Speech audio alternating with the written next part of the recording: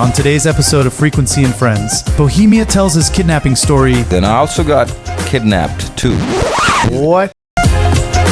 Koltar finally shuts up. You know, they talk shit to me after, like, you talk too much during the episode. I'm like, fuck, I didn't say nothing today. And everyone else in the room are way too big to remember their own names. And welcome to Frequency and Friends. We're back for another episode. Today, we got an absolute legend in the building. Absolutely, undoubtedly, the pioneer of Punjabi hip hop, Desi Hip Hop, as he calls it himself. Help me welcome the legend, the myth, the man, Bohemia. Yeah. Come on, we got to make some more noise for Bohemia. Come on, guys. Bohemia, welcome. Thank you, sir. We got Frequency and Friends in the building. My name is Koltar, the host of the show. We got Jay Static, as you know. Jyoti Dillon to the left of him. KSR right here to the right. And then we got Shot by Dolo and Arsh behind the cameras. And of course, we got a big crowd today in the building. So thank you to everybody for coming out. We're going to have some fun today. All right. How you feeling? Welcome to Toronto. Good, man. Big fan of you guys' podcast. I've seen a few episodes. Oh, thank you, man. And I like it. And it's surreal to be on it now. Oh, Appreciate man. That's a big compliment coming from Round you. of applause for us, man. What brings you to Toronto this trip?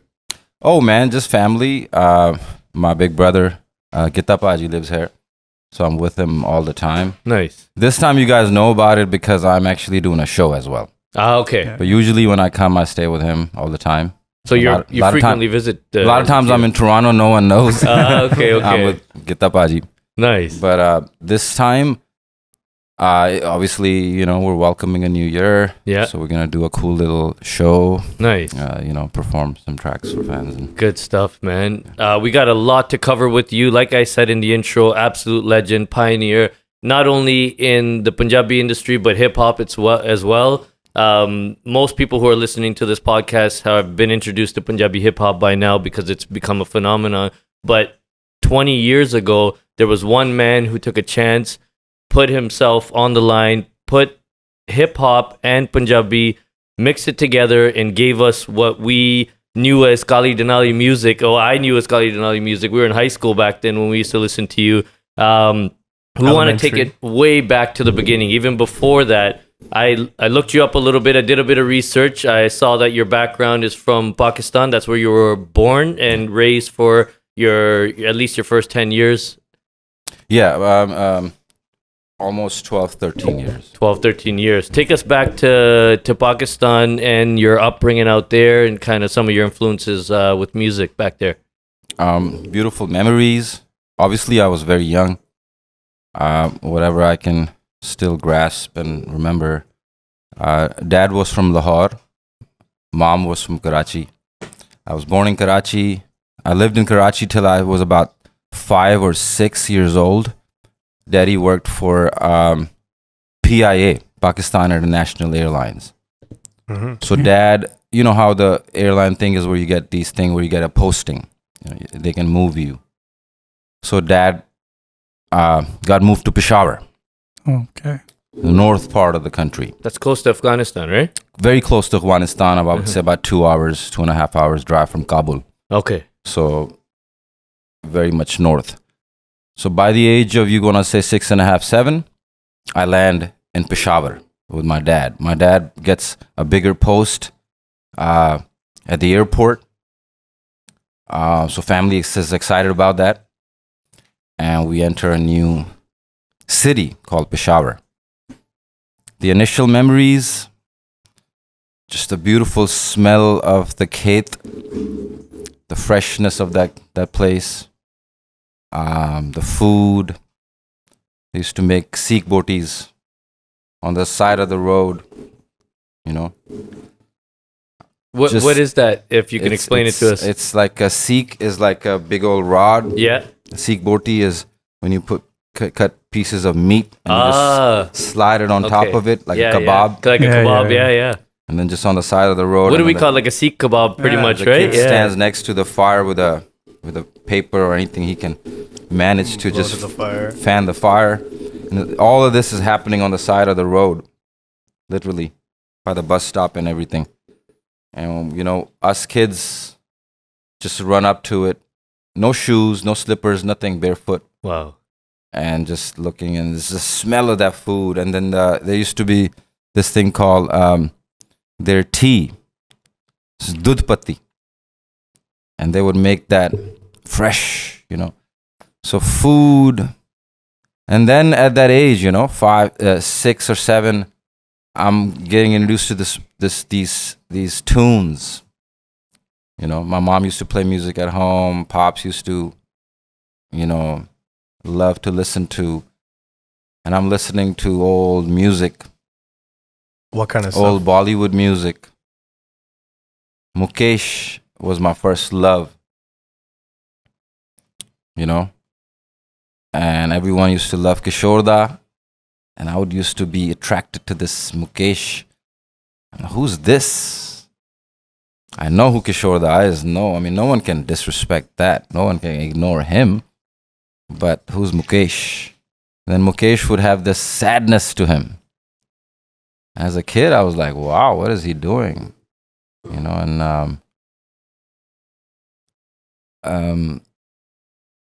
So childhood in Peshawar, oh man, it was just beautiful. At one point, Mom used to watch TV, and this show came on called Mirza Ghalib, played by Nasiruddin Shah. Mm-hmm. He acted out Mirza Ghalib, the poet. Now, by this time, you want to say I'm maybe 9, 8, actually, more specifically, 8.5. Reason being, I'll tell you why. And it sounds like I'm not 9. Sorry to interrupt, but it sounds like you guys had you had TV back then. The facility to play music. You're listening on vinyl, I'm guessing at this time, or is this after vinyl? No, these are tapes. Tapes. Okay. Tapes. I don't want to age you too much. There's no vinyl. We did have TV. Uh-huh. One TV. It's a tube TV. Nice. It had this Little knob. knob Okay. that used to switch. Yeah. Smack it on We the had side that. to make it work. Smack it once in a while.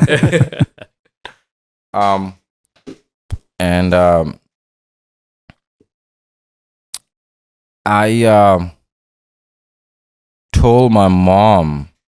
So I used to play with my friends, and somehow we got interested in wanting to hey, there's this trend. We want to be a band. You play guitar, I'll play keyboard. We'll be a band, man. Nice. So I just told my mom to tell my dad to buy me a keyboard. Uh-huh. So that's how it starts. You got to tell the Wow. mom. So then to I tell sit the dad. outside. Well, I only talk to my mom like nobody else. I And- was attached to by the hip, with my mom. I didn't go anywhere with my mom, without my mom, nothing. I was just completely. Were you only child as well, or you had no, I was siblings? the youngest. You're youngest 5, of yeah. 5. Really? Youngest, yeah. Well, brothers, sisters, how many? 3 sisters, 1 brother. Okay. I'm the youngest. Brother is older than me, and then the 3 sisters are older than us. Ah, okay. Oh. Nice. My eldest sister, Victoria, she started acting on TV in Peshawar. No way. Oh, Yeah, I'm coming home from. I'll go to the school I went to was St. Mary's High School in Peshawar. Uh-huh.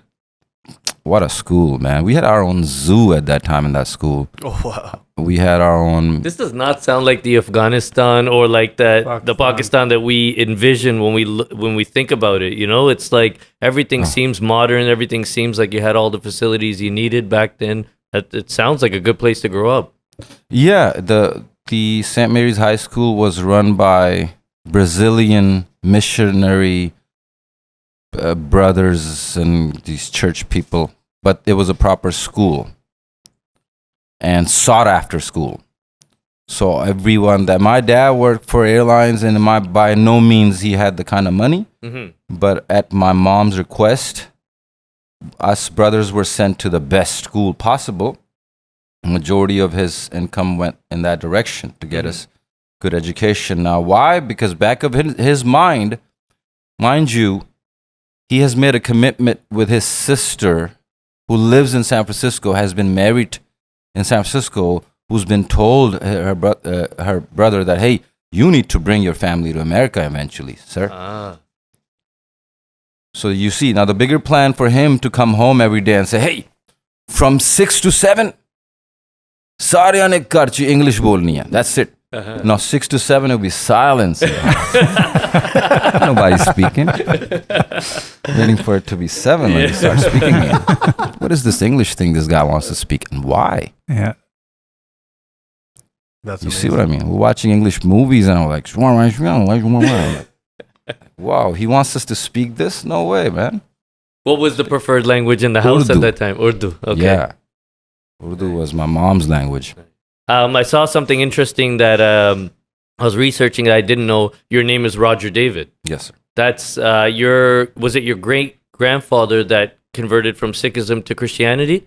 Yes. That's what's the story behind that? Do you know the history? I have tried to do research on that and I could not give you any, I don't want to give you any kind of concrete, like, well, this is what happened. Mm-hmm.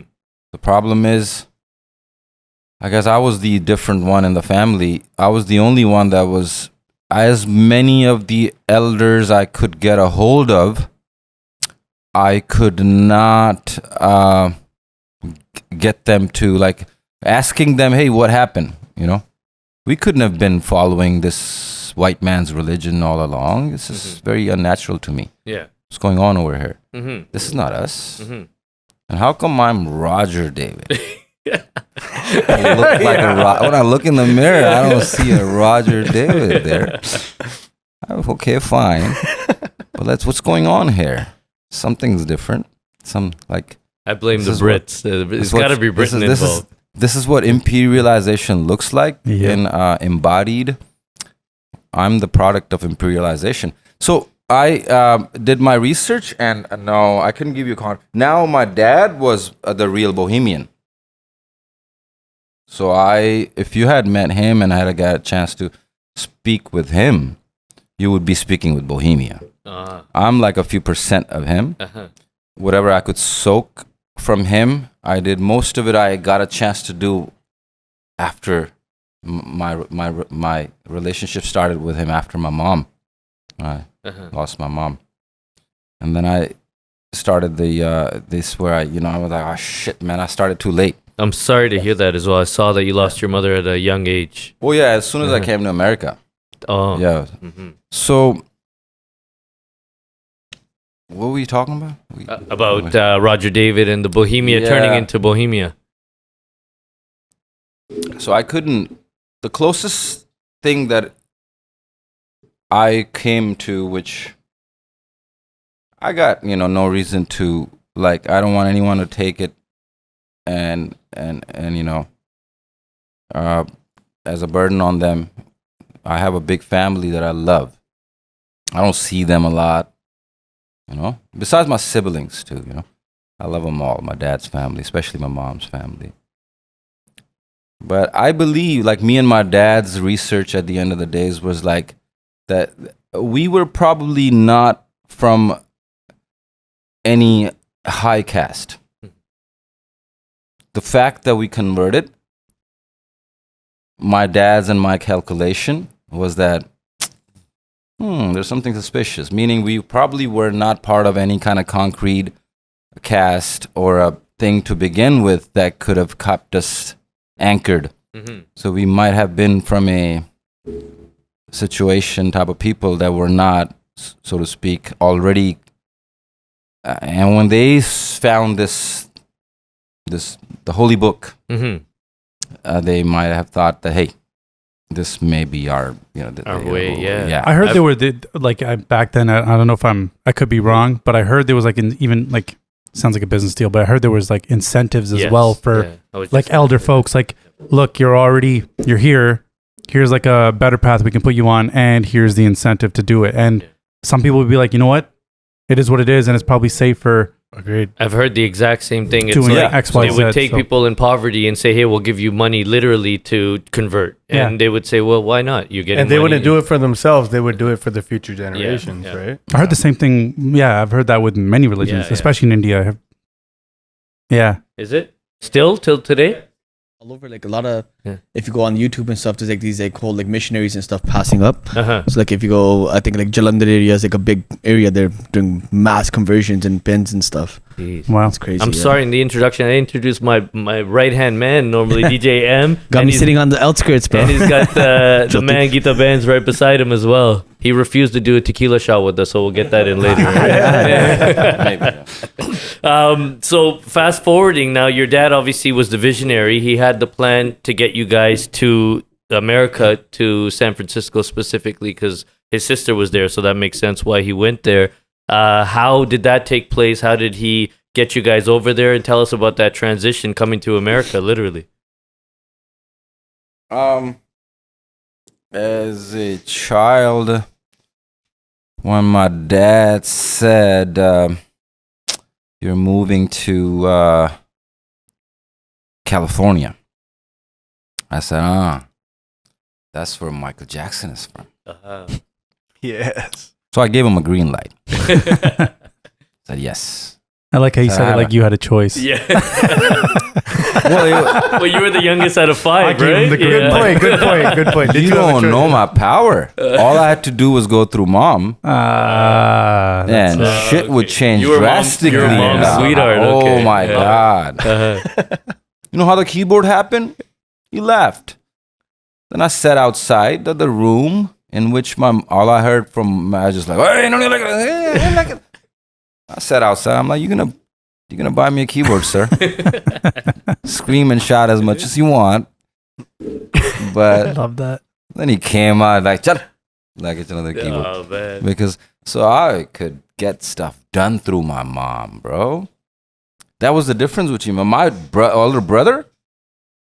Bro, my chacha,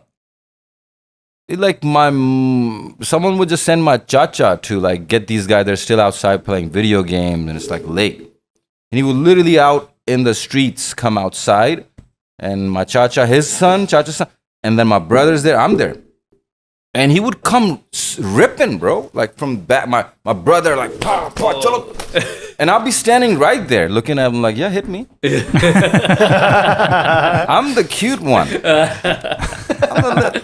I'm the one where ladies line up to my mom saying like, hey, tonight I want to babysit this motherfucker. Wow.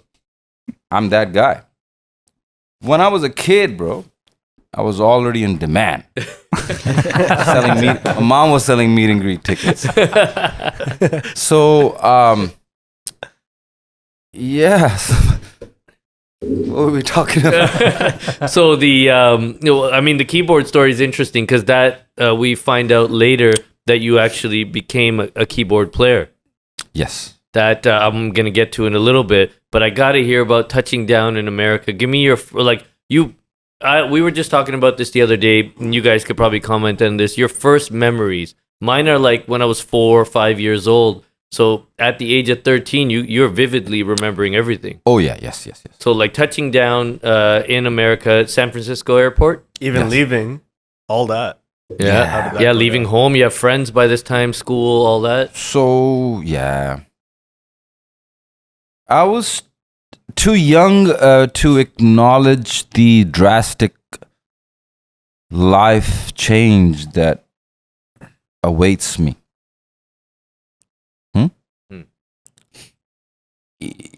It's all happening.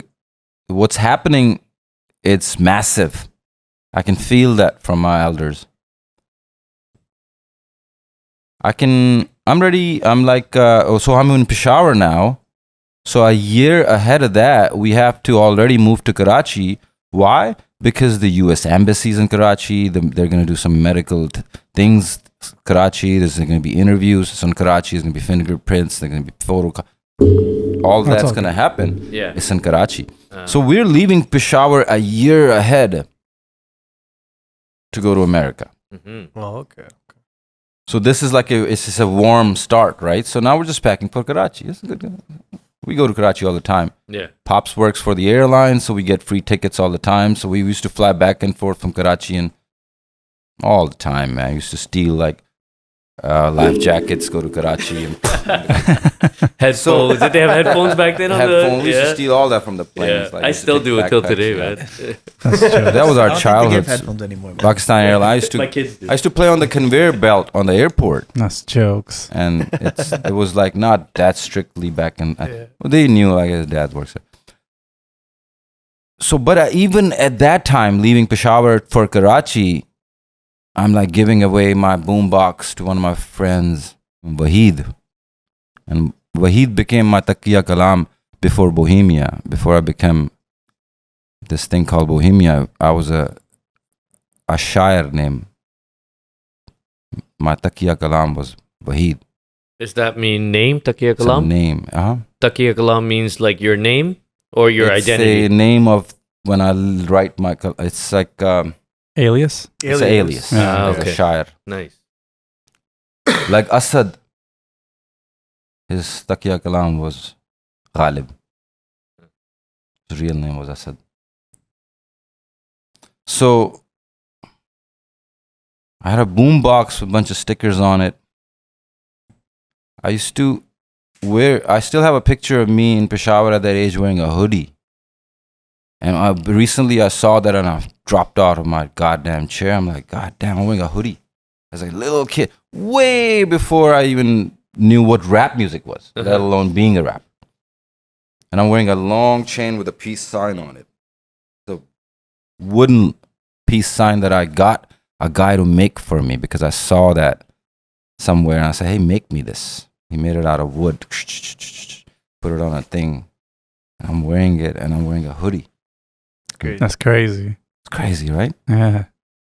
And but then I'm giving the chain away, the boombox with stickers to Wahid, and now in retrospect, my friends sitting there just staring at me. I didn't know what that meant. I'm over there sitting there going, I'm gonna go see Michael Jackson. Like, fool, don't trip by me. Yeah. I'll go see Michael Jackson. I'm gonna be good. I'm going to Hollywood. My homies, man. You still in touch with them? No. Because, like, everything happened so fast. And you didn't have I thought I'd be any, always there was no I social thought I'd be media. always in touch with them. There's no phone numbers, Yeah. emails. I thought, why would I lose touch with you? How? Why? What do you mean I'm going to lose touch with you? Especially at that age, I think everything's just it's around the Everything is- corner. Yeah, like, what do you mean we're going to lose? That's not part of the plan. Oh, by the way, I'm going to go see Michael Jackson. God damn it, I got to pack my shit. What should I take? You keep this boombox. No, I'm going to keep this jacket. I'm going to need this. You almost have a sense of you're going to come back as well. I don't even want to tell you that. Okay? It's too young of a kid that literally such a simple thing like that, which to us is a simple question. Like, are you going to come back or should I take your number? How am I going to? Simple. But keep in mind, as such a little kid, I'm not even going there. Like, it's a simple thought, but everything happening so fast that it's like a common sense that we'll be in touch. And we got to think back to that time. It's not like a cell phone. Give me your number. No, it's like, yeah. you know, Give me it's your like nobody landline. has cell phones. Though. You're Yeah. writing a letter, if anything. What's your So IG? It's it's all like, happening. Yeah, we memorized stuff back then. You memorized phone So- numbers, addresses, where you were going. Then I land in, and that's it. Then I'm in Karachi. I'm still not too far from then. You know, in Peshawar, there was a culture of a lot of like shooting in the air. Everyone used to do that. So I had a best. Oh, like for a celebration. Yeah. Ah, So I had a best friend, and we used to collect like the shellings, the AK-47s, because it's called a mujra. So it's like basically like one lady dances. It's all men, and there's a couple of guys with AK-47s on either sides. I think we digressed it to the Peshawar. Like I made it too rosy for you guys. But let's just come back to what the fun part of the Peshawar was like. It's just like guns, you know, are made. And I mean, you could, if I put a AK-47 made in Peshawar for you and a real one, you won't be able to tell apart. Also, they're actually made in Peshawar. By hand. Yeah. They're not the ones from Russia. Oh, no. Oh, okay. So, and I was I have a lot of love for my Pathan brothers that just like I was a musician guy, bro. Already. So some of these street motherfuckers, they could sense that. This guy is different. So these motherfuckers used to have my back, bro. I remember to this day.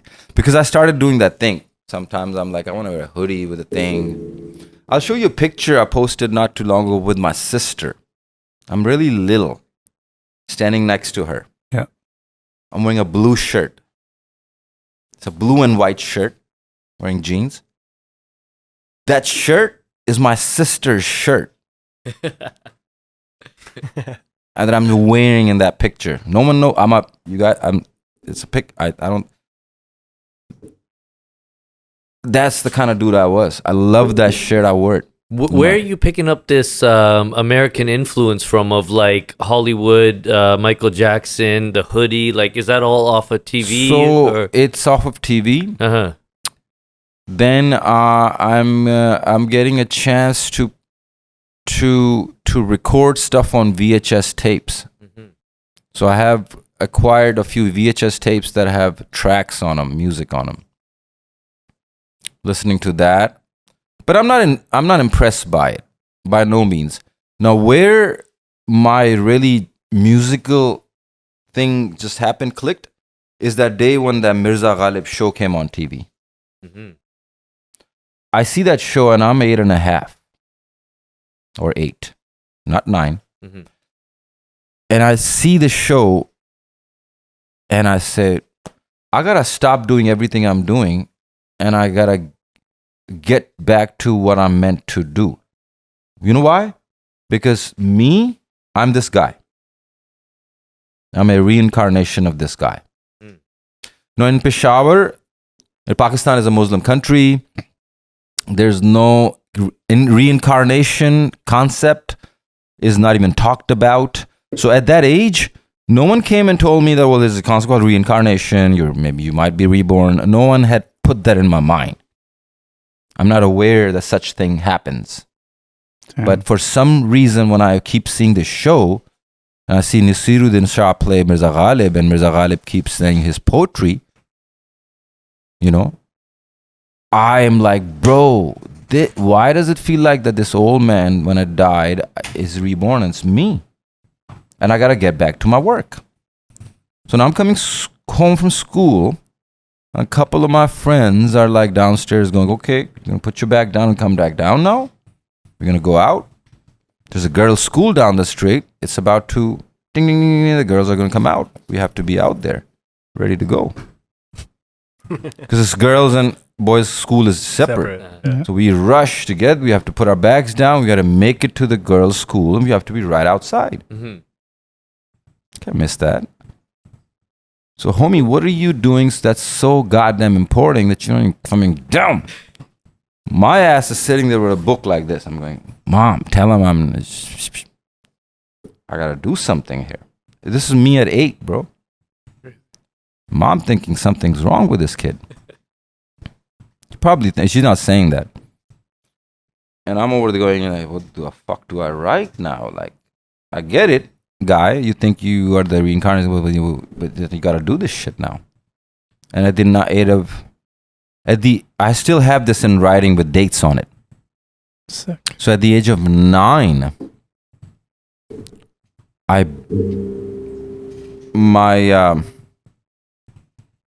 my book, I start and I write कि ना इंसान की फितरत ने ना खुदा की खुदाई ने मुझे शायर बनाया है बस एक उसकी जुदाई ने. That's my first share. That's your first at 8.5. Yes. You gotta, if you understood it, you gotta translate it because I didn't. ना इंसान की फितरत ने, इंसान, mankind, फितरत is nature. ना खुदा की खुदाई ने, God, and खुदाई is this creation. मुझे शायर बनाया है. You know who made me a shair? बस एक उसकी जुदाई ने, her separation. Crazy. It's pretty deep for For a fucking 9-year-old. 9-year-old. Yeah. Nuts. I told him this story to my Mexican gangster friends in America. They're like, motherfucker, you didn't have no friends, did you? So that's how my thing started, that book. I wanted to finish my whole book. So then I started writing. दिल तन्हा गमे उल्फत बला बेख्तियारी है, हमें वो है ही क्यों दरकार ना जो किस्मत हमारी है.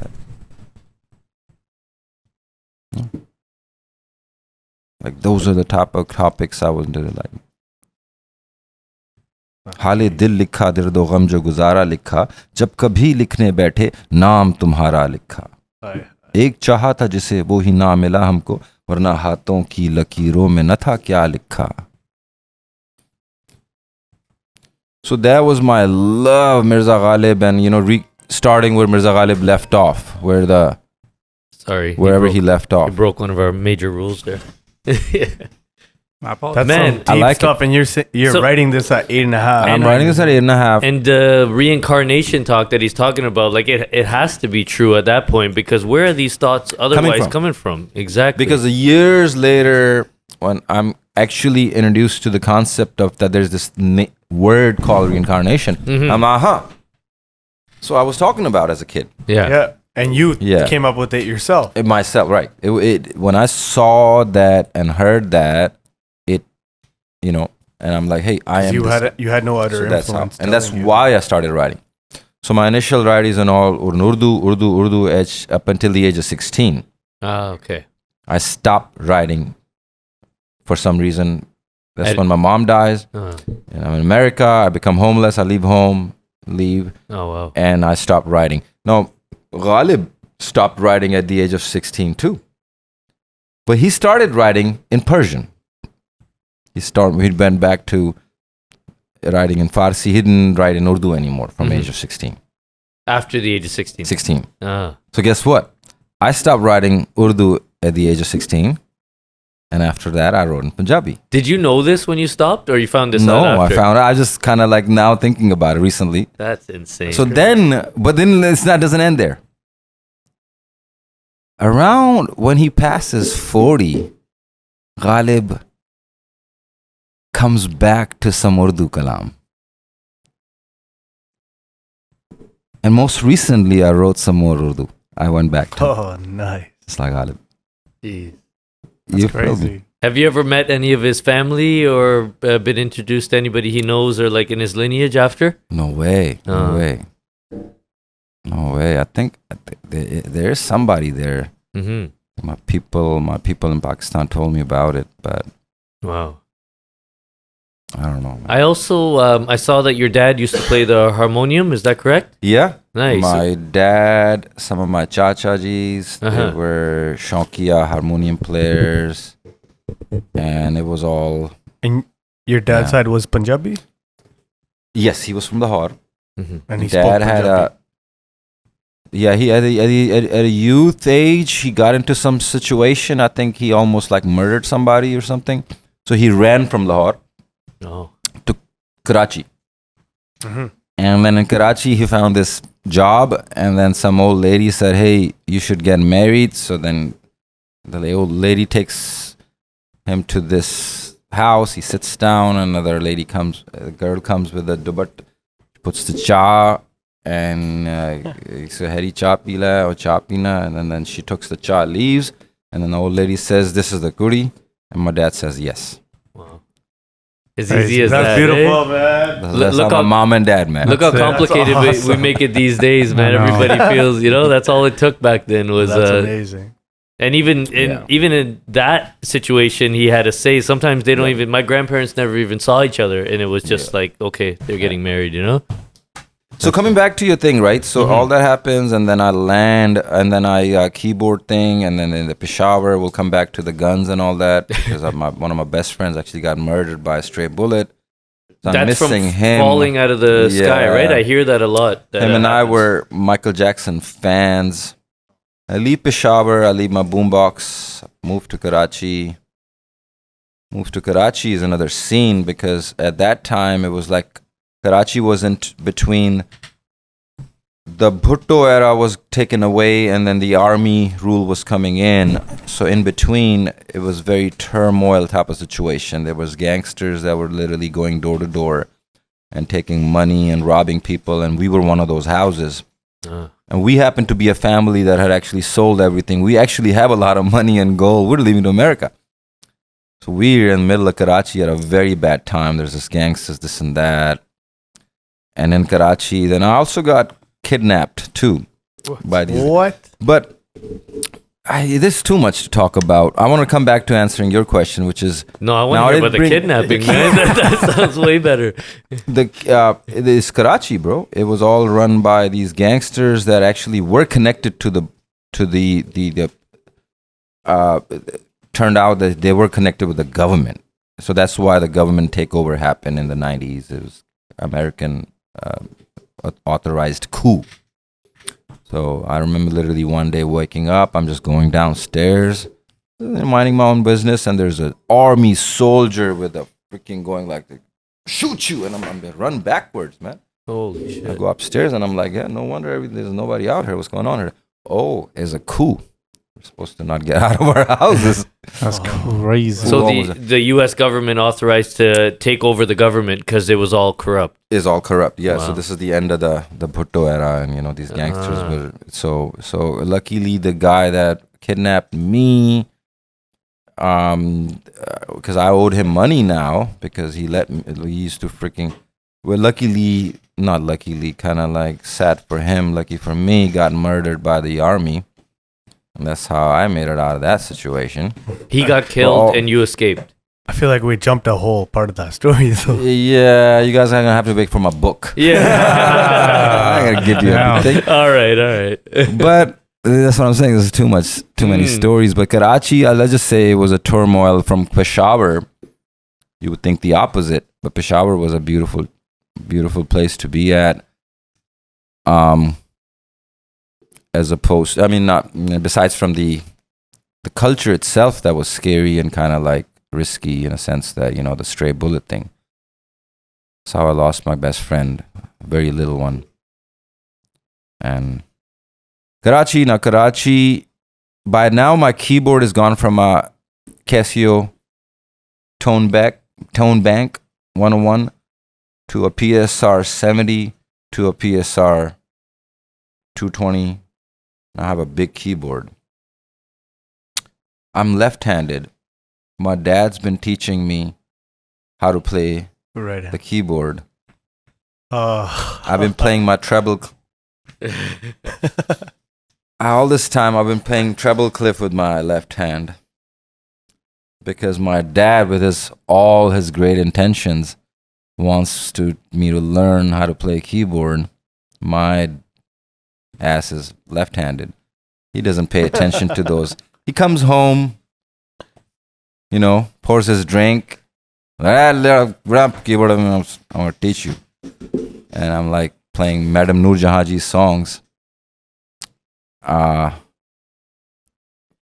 Now I go to Karachi and I'm introduced to a bigger keyboard, and there's this guy down the street who teaches music. And I carry my keyboard. I walk down the street in these Karachi streets. Sometimes these gangsters would come down the street. First, one car would come, like a smaller one, with the windows down and AK-47s pointing outside.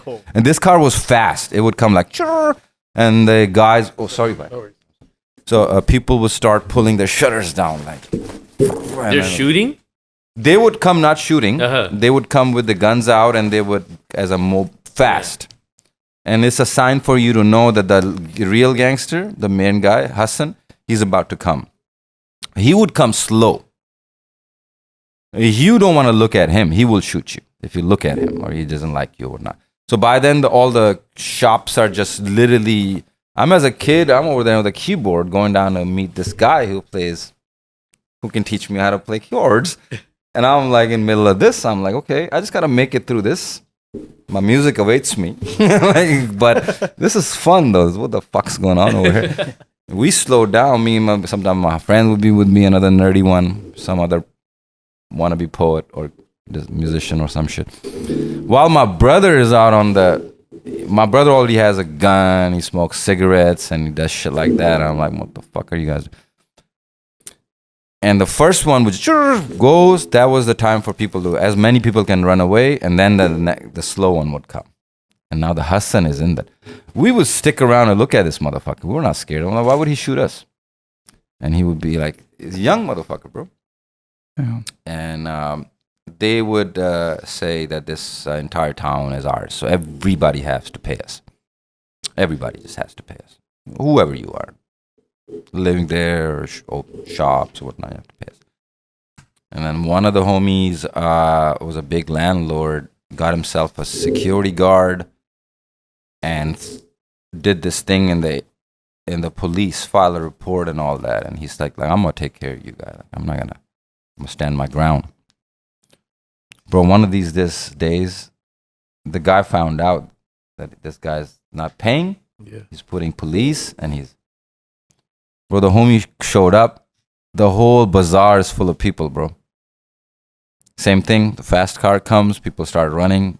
And people running away. But us kids, we're running towards.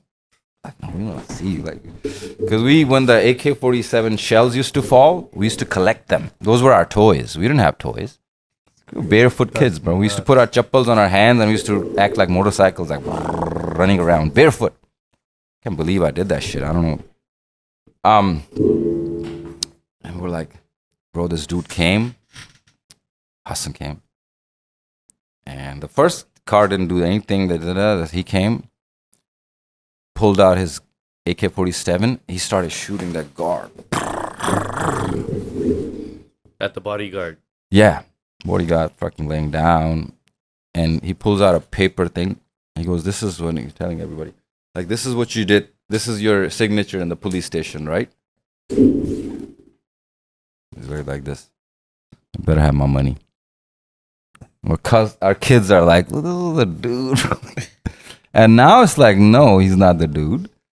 But at that's our childhood in Karachi. That was the movies. That's what you saw. I watched the whole movie in this last. Some moms are over there crying. I don't know about you guys. Did you all just see the vision? I pictured everything. I see it all happen. Just fucking gets it as a safari and so this is the area is called Drig Road, to be specific, in Karachi, closer to the airport region. So I guess God had bigger plans for me, man. Otherwise, the situation over there was like dire like that, And then I was young enough to have a sort of like the experience where I didn't embody that. Now imagine a kid that must have, or now in retrospect, somebody that's hitting 18 or older in that environment. I can only imagine the decision making they would have to do. They wouldn't have the luxury of saying, no, I want to play keyboard. Yeah. Think about that, man. Mm. So it was not, some of my own cousins used to play video games with, 45s hanging out in the back like this, playing video games. I used to see them. I'm like, hey, Leo, what are you doing, bro? Playing video game. So I, as a poet, I'm soaking all and I'm looking all this, what's going on. And I had God had a plan for me to soak all that in terms of the experience. Keyboard got bigger and it was time for us to fly to San Francisco. The flight initially was horrible. The keyboard went with you? In the overhead compartment. Yes, sir. Not right this. Because you gave the boombox away, you gave a bunch of stuff away, not the keyboard. No. Yeah. This I gotta take. I might need that, especially if I see Michael Jackson. Anything can happen. I love that. Before we get to San Francisco, and we got to get to that story was amazing. But Bohemia, I got to tell you, this show, we created it for legends like yourself to hear these kind of stories, to celebrate you, not, after you're gone and we can praise you of being a pioneer that you are. We want to celebrate you while you're here. Thank you. In Indian culture and Indian tradition, we celebrate with sweets. So DJ M's got something for you here that he's going to give to you. This is how we celebrate our legends. This is how we celebrate our culture. We got a box of laddus for you here. Oh. And we want to show you. You don't have to open it, but if you want to eat them during the episode, you can. Yeah. But we want to tell you that we love you, man. We appreciate everything you've done for the culture. And you mean a lot to Punjabi industry, the music industry, and us as fans, man. So thank you. Thank you. Yeah. Thank you, guys. Now we got to get to San Francisco. I want to hear. I want to hear the musical stories as soon as you land. I got to give Shah Baidol credit for that laddu idea. He gave that to me right there. Yeah. The flight was horrible. It's too long. Yeah, they taped it with duct tape, man. Come on, open it for you. I had taken flights, but I had never taken a flight so long. It was like, this is unbelievable. Like, it made me a zombie. But when I landed, there was a homie right there, right up in front. Brother, my dog, said one word to me. Okay? He said this. He said, passport.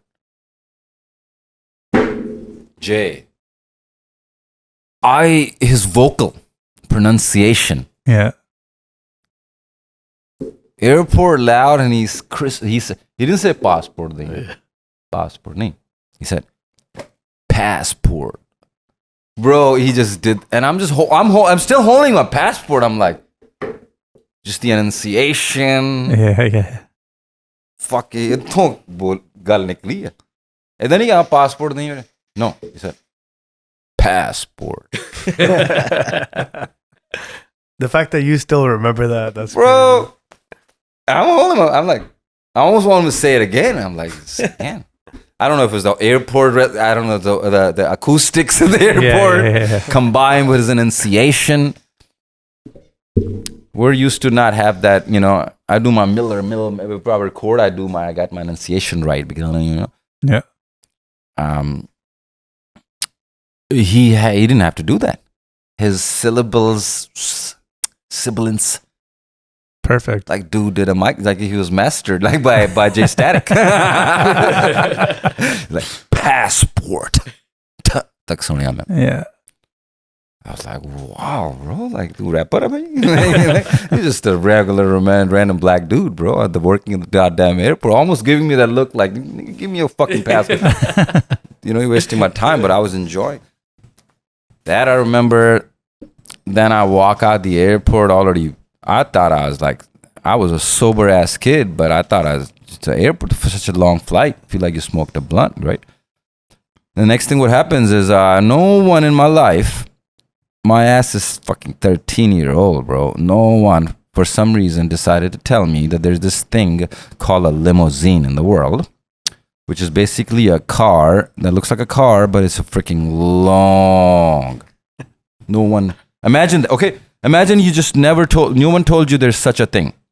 So you walk out the airport door and you see edge of a car. And you're like, okay, there's a white, beautiful car parked outside. And you keep walking. It just keeps going. You're like, Ustad, minu chad gaya kuch, right? Like, you're not sober right now. Like, you need to wake up, guy, because the cars are not ending. That's fucking joke. I remember. That's crazy. And I'm just like, where am I? This is not. I gotta go back to Peshawar, talk to Vahid. This is getting scary now. This is getting different now. This is not me just going to go, me and Michael Jackson somewhere. I didn't account for all this passport and this. And nobody's speaking our language around us. I don't understand nobody know English, bro. What's going on over here? It's getting a little scary. Oh, well. What year is this? 94. 94, Yeah. okay. early 95. So this is like prime Hollywood. December America 94. is like the best place in the world type. You got to take yourself back to the 90s and how... Especially Bay Area. That's like the heart of hip-hop Pac's at that still point. alive. Yeah. Pac's still alive, that's right. And you just landed in San Francisco. Yeah. Where are you guys going to? Big Pun. Big Pun is one of the biggest shit right now. Capital Punishment. Oh, man. That was an album. We gotta hear that too, man. Yeah, okay, we gotta get to. So you're at the airport, and is somebody greeting? Was the limo for you? No, sir. Oh, okay. Not that time. Is it your dad's? We got your dad's sister picking you guys up, picking everybody up, kind of thing. Yes. And you're going to her house. Yeah, like there's a bunch of family, like how we Indians do. Everybody comes to there's pick everybody. Yeah, a couple of cars that just came, just to pick us up. Yeah. You know. And is Oakland where you guys are going? So we're going to San Francisco, Mission District. Okay. Not too far from Oakland. Uh-huh. But we're not in San Francisco. We're in San Francisco Mission District. Okay. Yeah. We're might as well be in Oakland. Yeah. But we're bordering with Daly City. We're bordering with, we get picked up, and then we're driven on these highway things. They call them freeways. Freeways, yeah. But they look like what the? I mean, they're literally roads flying in the air now. Like, okay, what's going on here? Like, what? No one told me this shit, man. We enter my Taya's house. So Chacha's there, Taya's there. They're already there. Propo's there, yeah. Oh, so everybody's established. Yeah, the sister was the one who sponsored us. Okay. But then she also had a couple more siblings that are there. Mm-hmm. We go to the eldest, the Taya's house. Taya's house, okay. Initially. That's where everyone greets us and comes us like, hey, there's some new fobs off some fobs are here. Yeah. And you know how it is when the newer comers come, you become the we'll tell you how to America. This is how it is in America. Yeah, we live in America. Yeah. You come to America, we show you America. It's okay. So I come and we enter the house. It's an apartment. It's beautiful. Beautiful compared to where we come from. It's too nice, too clean. Walk into the house. It's carpeted, right? And I walk into the house. I'm like, this is your house? And I keep walking. I'm like, this is gonna be like this all the way through? This soft? You guys live on a bed? This is for a while, dog. I can't listen to people because I'm just going like this with my feet on this carpet. First time. Yeah, well, we've seen dari. Yeah. You know what dari is? Yeah. Dariyan jehdi jidna gurdware ch jidna like you just have dari. Oh like yeah, it's yeah, a- yeah, yeah, yeah. But they're not soft. Yeah, like, it's they're not not that soft soft. at all. Yeah, but yeah. it's what you cover the floor with. Yeah. But this different. This is like a Plush. thick. Yeah, yeah. This is fun. This is wow. Then there's like people talking. Everything smells so good in the house. Like wow, because they be doing the vacuum with the thing on it. Like before the vacuum, they spray this. You know the deodorant. The scented Air stuff, freshener yeah. or So something. I'm like, what does this smell like? Like, wow. And I'm like, everyone's speaking around me in English, like, oh, this is the young one. And at that time, I can't understand nobody, nothing. I'm not going to. But someone says, someone hands me a jug to like, Rajesh mein pani dal. I'm like, well, I'll bring water. I'm like, okay, I should do some shit. I'm looking like an idiot walking. Oh, I'll bring water. Why not? Water. I go to the kitchen. I see the faucet. So now there's nothing to like,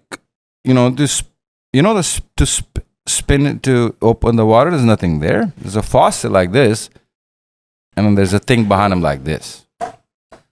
So there's just two things like this. And I'm just standing there.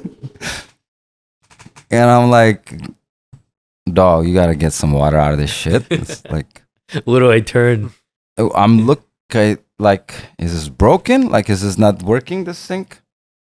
What's going on here? I don't know how to open. Because it's just faucet and there's this thing in the back like this.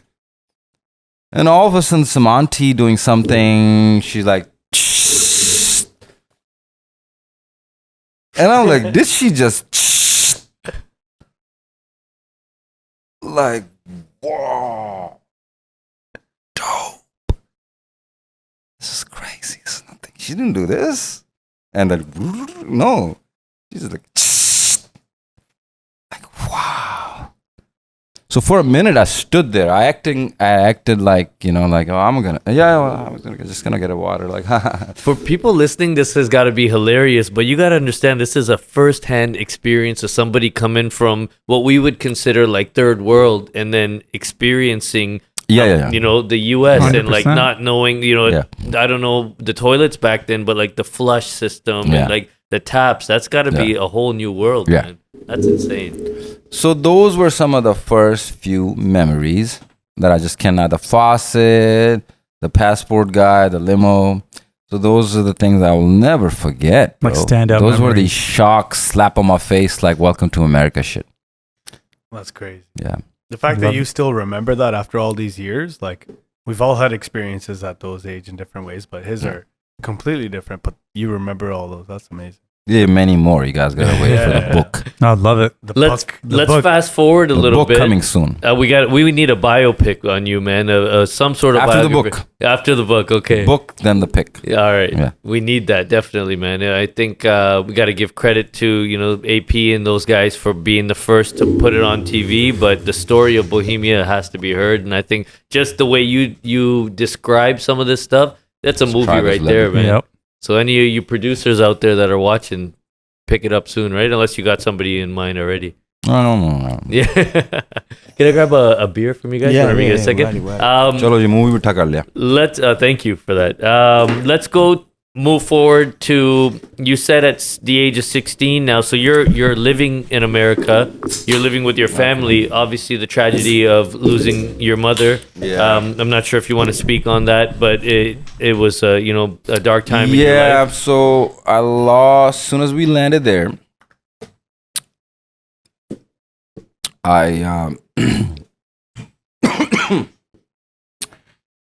that's when I lost my mom. Initially, she got sick in Karachi. And then there was this doctors that were kind enough to give us an envelope. And they say, hey, don't share this with the embassy, but as soon as you land in America, share this with the doctors. If we share this out now, it might hinder her migration. Oh, wow. So they gave us a sealed envelope. I would want to say some of my elders may have been in on the information. The kids were not. Mom was the healthiest, the youngest. She was about 44. As soon as she landed, within a few weeks or about a month times, we had to take her to the hospital.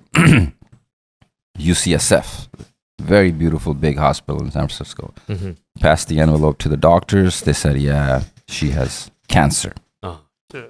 That didn't, she could not. Then within a few months, I would want to say 8 to 9 months. That quickly, eh? Yeah. What, if you don't mind, what kind of cancer did she have? I think it was in its throat. Mm-hmm.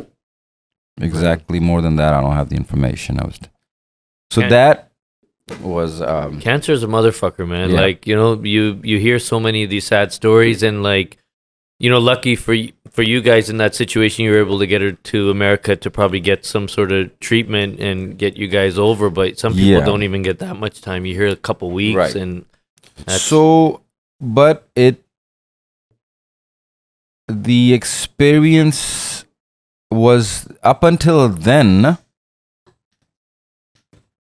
rap music did not attract me. Even when I landed in America, to me, I did not right away thought the rap music was the thing for me. I was too much into Mirza Ghalib, and I was a very good student at St. Mary's, and I wanted to pursue that kind of lifestyle. Poetry still. poetry, you do something more like a. Yeah, taking music as a career was not my choice. Music was a hobby. It was never. I never wanted. I never thought myself as an artist, or I should be. Hey man, I should be not. None of that was my interest. I was more into the art of shairi or poetry, especially in Urdu, attracted me more from a mathematical point of view, more from the aspect of how the ingenuity of it is what I liked. To give you a big storyline with just 2 lines and still rhyme them. That art form it's like, to me, even sometimes, well, now Punjabi rap is easy for me, but sometimes that Urdu writing was like mining. You know how you mine for Bitcoin and you burn so much energy? That's how it was to me. To find the words. And I liked that exercise. To write something in Urdu, it was so like, you're like, man, why am I this is a lot. It was like that kind of. I like how you said a whole movie into 2 lines. Yeah. So it's like a diamond, right? It's like the carbon being compressed so much. So that's how you create diamond. So that's how to me, poetry is. Like, I'm curious what your siblings are doing. They have to obviously put the 45s down at this time, and like, what are they transitioning into? Because they're all older than you. Are they going into the workforce? Are they like still studying? All your siblings? Are you guys all together at this point? Like what now? No, back Coming then. to America. Well, coming to America. Yeah. Like once you guys got established. Everybody's trying to find themselves. Everybody's in the same boat where it's a drastic transition from east to west, and some of them are taking it as if it's a decision to be made, like a path to be chose, like a fork in the road. Like, hey, now we're in America. We can't do this. We don't listen. Some of are having a hard time transitioning into that. And I experienced that a lot. So within a few months when my mom passed away, I left home. By then, keyboard was my thing. I became a keyboard player. It gave me an opportunity to live and spend a lot of time with my musician friends. This is where I get introduced to people from India. Now, this is where a guy or a girl, an Indian person, is no longer on a movie, in a Bollywood movie. Me as a Pakistani kid. Read somewhere that you played keyboard for Daler Mendy's brother. Harjeet Paji. Yes. Mendy. That is insane. Many years. I used to sleep in his garage. Wow. Is that at the age of 16 or a little bit later? At this age, yes. Wow. So I leave home. Tell us about that introduction and how that happened. Okay, so the quickly run through that is that when I land with the keyboard, I see the limousine and everything. I enjoy the soft carpet. I can't listen to anybody. And I'm like, damn, I need to sit there and play my keyboard. I go keyboard. I want to plug it in. It doesn't plug in. Different power. There goes this bastard. Like, why did I even carry it for so long, I sit there and it's sitting there and I'm like, God damn it. Like, where am I? I can't speak with nobody and I can't do my shit. Like, so one of my cousins is like, hey, you play keyboard? I'm like, yeah, I used to. And it's used to work. It probably sat there for a few months before that shit happened, but it came out accidentally. Like, I play keyboard, bro. And he's like, bro, me, this guy, everyone wants to be a singer, bro. Like, we just don't have a musician.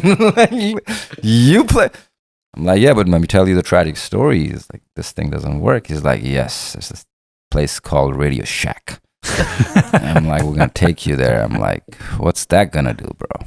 He's like, that's going to make this thing come alive. Voltage conversion. I'm like, you shit you not. You're going to make this come alive? Take me there now. Adapter, ta-da, light comes on. And I'm like, oh, thank God. And next thing you know, everyone's a singer.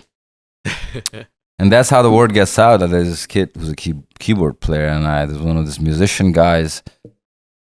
Now, some of these people, there's a track I said, "Chhod do.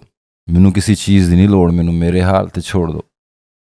Majbooriyan de naal aaiyan zindagi ch dooriyan. Dooriyan de naal hoiyan khushiyan adhooriyan." That thing's what. कैनू वेचियां मैं सीढ़ियां बथेरियां मैं जिंदगी च देखी बथेरी Hera फेरियां रूदाद the आगाज रूदाद the story of my root the आगाज the beginning मेरे रिश्तेदारां ने मैनू रखिया सी राज वजांदा सी मैं साज मेरे वड्डे वीर so they kept me a raz. They wouldn't tell people I was so good. There was musicians calling them like, hey, we don't need you, you guys are no singers, we need that kid. He's natural. And these guys are the ones who play with Harjeet Paji and they're good musicians. They're like, hey, that kid has a bigger, brighter future. And my people are thinking like, hey, we're just the singers. Like, hey, yes, I sing. No, we want the keyboard player. Oh, no. So in Chhod Do, I'm like, mere vadde veer, dikhabe de amir, par dil de fakir. So, Rudad da Agaz, mere rishtedaran ne mainu rakhiya si raz. You know? The fucked up shit to do, right? Mere vadde veer, udo vajanda si main saaz, you know? I used to play keyboard. So, the keyboard thing, then that musician guy, I used to go to Balboa High School in San Francisco. And high school was like the most, for any creative kid, that systematic British system of creating slaves out of factories is what high school is. It's not meant to make you a star. It's not meant to make you a leader. And that's where you put me? Mirza Ghalib's reincarnation in Balboa High School. I'm over there selling weed for this fucking Mexican gangsters. Why? Because I had no other choice. Standing out there going like, man, jind jive jail di salakha piche jind raat lange pang pee pee ek din ghamma to azadiyan ne mumkin. And all of a sudden this dude named Michael Anand, guitar player, comes along in his used Mercedes-Benz and goes, you know what? You know you can get paid to play keyboard. I'm like, what are you saying? Tell me more. You know what I want to do all the time is play keyboard. And you're saying you're going to pay me to do what I already want to do? He's like, yes, not only that, but I'm going to take you to a party where you're going to play. There's going to be beautiful ladies there. And at the end, they're going to feed you. And I'm like, what? There's going to be food there too? Like food? Fool? It's going to be drinks. I'm like, done. That's how Michael Anand found me in Balboa High School. Then I used to go to the high school with my brother, my bag. I'm like, okay, brother, I'm going to my classes this way. And I would go walk. Michael Anand would be parked there, throw my bag back at his damn car, and go to band practice with Michael Anand. Skipping class. Yeah, from San Francisco, take Dumbarton Bridge, land in San Mateo, garage practice, and became a keyboard player. Then I played keyboard for Jazzy Paji, played keyboard for... You play keyboard for Jazzy B. Wow. Jitu Paji, Harjeet Paji, Mika Paji. I played keyboard for ghazal singers, like one of my favorite ghazal singers, Sunil Khanna ji from LA. I played keyboard for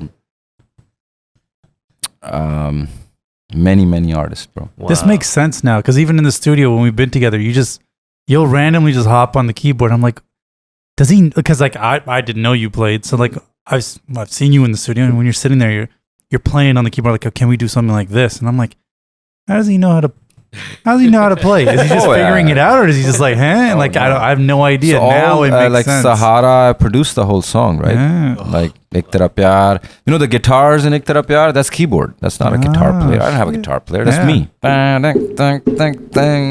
Because it's all Deep would tell me, he's like, yo, he's gonna send you stems. And I'm like, okay. So who are they from? He's like, no, he's gonna send you stems. And I'm like, okay, cool, I'm down. And then I would get stems from you, and I'm like, what the fuck? I'm like, now I'm realizing that you played half of that. That's crazy. Yeah.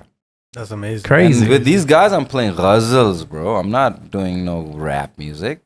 And you know how to sing, because I know you would send like tabla players. Yeah. These guys are doing like crazy. I played with Khan Sahab Sayyid Arshad ji, who's nephew of Zakir Hussain ji. He's a santoor player, bro. Like, so I needed the money, bro. But you also had the love for obviously music and keyboard was engraved in you from Karachi, right? Or even before that? That was in me. Wow. Yeah. We got to get to the creation of Bohemia. That's what we were talking about. We had chapter 1 which was amazing. Thank you for detailing that the way that you did. You're in the Bay Area now playing keyboard for anybody that you can name. You went from Jazzy B, Dalir Mendy, his brother, some amazing artists. Where was the pivotal point of you going from I want to get off this keyboard and get onto the mic? We had formed a little band. A tabla player, a keyboard player, a guitar player, and we were sort of a cool team together. We used to travel all around the country. Even came to Canada. There was this place in Vancouver called the Michael J. Fox Theater. Mm-hmm. Name's probably changed by now. I even played there as a youngster when I was only like 17, 18 as a keyboard player. I even played in the MGM Grand in Las Vegas. Oh. Before even turning 18, I was a musician. I remember being inside of that place, knowing like you can't even be there unless you're 21. But I was playing with Harjeet Paji, Dalir Paji's younger brother, and Mika Paji's older brother, the middle brother, Harjeet Paji. We call him Jitu Paji. I was his keyboard player. So as a keyboard player, I was loving my life. Life was beautiful. Everything came so naturally. Music was my love. I never practiced. I had this thing where people would say, we're going to play this and that songs. I'm like, oh, no problem. We'll show up. We'll do it. But that's the kind of thing we had. One of our guys was keyboard player. Tabla player. Passed away. At first he disappeared for a few weeks. Couldn't find him. Then he passed away. Come to find out, he was murdered. Oh. And when I was the youngest among the whole musician group, right? They were all older than me, so I took it to the heart. I was like, man, if he passed away, if he got murdered, something's gonna happen to me. You guys gonna do the same? Just forget about me. Just replace you as whatever instrument you were playing. Now before he passed away, he used to tell me, Karachi ko original kari yaar. And I'm like, what do you mean, bro? What do you mean original kari? I had no idea. But then obviously when he left, I used to think about him. So then one thing that he told me, like, hey, make sure you do something original, bro. Don't be a backup musician all your life. And as a younger kid, I was into bringing innovation into the game, right? See, when we were talking about the East to West cultural issue. Well, I saw that a lot in my musician buddies that were really good at music, but they were hard at adapting the American culture. So that's where the issue came with these tabla players, these singers. They would have like random little things like expired license or something, and it's like, Baji, aa kyun nahi karaya? Bro, simple, so they would lose game at certain, like, man, like, now you can't. If you had a passport, you can go to BC and perform, Yeah, now that your tags are expired, we got another thing to worry about. Yeah. Whereas we got a show to go to. We're driving at night with expired car tags now. And I smoke weed. I'm not going to stop doing that. So I used to take a offense to that of other people making fun of. Now I was younger between them, so I started listening to this rap music out of a thing like, that's how I can get my English right. I can learn how to speak this goddamn language without anyone laughing at me. Is with these goddamn rappers. I can just listen to them. I can pause them. I can rewind them. I can repeat them. And they'll teach me how to speak with this, like the guy at the airport, passport. He had that accent. I need to get that accent right, bro. That's how people speak over here. Like, I can't be doing this shit.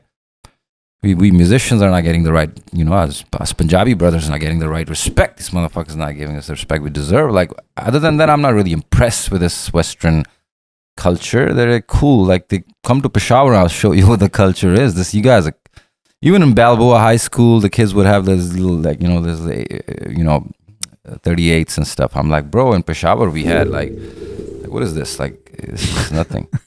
So, that's crazy. I was like, but the musical or the representation is not there though. In that place, sometimes even when we played Punjabi music, people were like, nah, I don't play Punjabi music, play American music, man. Just play rap music. I'm like, wow, Punjabi music is fucking cool, bro. Yeah, but it doesn't bump like their music though. Over here we bump music like boom, boom, sh. I'm like, oh, ki kar de rehne yaar. Anyways, but I got into rap music out of like, I can learn how to speak. From speaking, I started listening. From listening, and I remember I was into, tabla was my thing. I grew up with these tabla players, and I used to freaking sleep in their houses, and they would wake up doing their rehearsals and practices and teaching their students and shit. And I would hear these tablas, and I was like, there's the rhythms. And then these tabla players and harmonium players used to fight with each other. So the tabla player and I had no car, no nothing, so I would be living with so I'm sitting in the tabla player's car going to the show, and he's like, Raja, main tenu das dena, main edda karna, like, he would show me the toda, but like one jada na, like, ithe one aana, tu kar le practice, but I'm gonna do this to fuck with the harmonium player. But I'm showing you, I'm gonna start in the 4 beat, I'm gonna start playing 3 beat. I'm like, hold on, why the fuck would you do that? Like, I'm like, he's like, yeah, practice it. I'm like, okay, fine. And I'm like, so now I'm like, as a kid, because I have to do this gig to make this $300 so I can go buy my weed, I'm listening to this OG ass tabla player who's gonna fuck with this even double OG harmonium player. That shit's about to go down. I'm in the gig just to get my drink, stuck in the and middle, just flirt with some ladies and get some fucking food and fucking buy my weed and get the fuck out of there. Like, and go back to listening to my rap music. But now at that night, I'm ready. So when the one happens, I hit the one on like, Now, guess what happened to the ustad on the tabla, Sunil Khanna? He also hits the one on the one. And he looks at us in the back. Oh, shit. And he notices, oh, you also hit on the one, huh? Tu bhi ustad hai, huh? That's funny. Then I think I like, he told me. So get me, and I'm like, you fucked me up even more. Now he thinks that I'm in the know. He knows I would never know this sum. And he's like, tu bhi, huh? You want to fuck with me too, huh? So then in the middle of a fucking ghazal, he was like, peace bajayenge. Raja ji. And now I'm in the middle, and I would have to pay fucking improvise in the middle of fucking, Oh, he put you on the spot like he's gonna play something. Like, now you improvise. Now you show me what you made up. So these are the motherfuckers I was with as a little kid. At live performances. Oh my God. This is my childhood at 17 years old. Jeez. And in the morning, on Sunday morning, I'm taking a flight back to the Bay Area. The whole stomach is filled with Black Label now from the night before. The plane is flying, and this is like, I gotta throw up every fucking Sunday. Fuck is throwing up, and like, why am I with these OGs? But I like these motherfuckers. So I'm learning tabla rhythms. I'm learning, and then imagine the kind of lyrics I'm soaking in. Sardul Ji's, all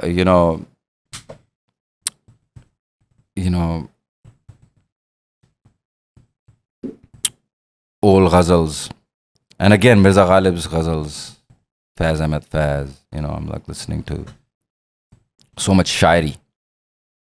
What are their artists? Honton se chhu lo tum, mera geet amar kar do, ban jao meet mere. Phir ek tera pyar se Bohemia kehta, sun meri beat kar amar preet.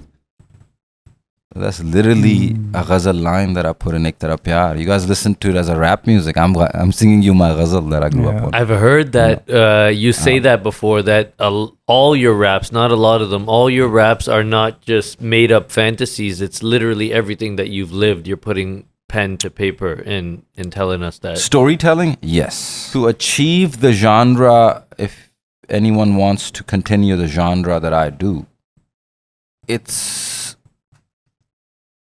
using musical as a vehicle, and dominantly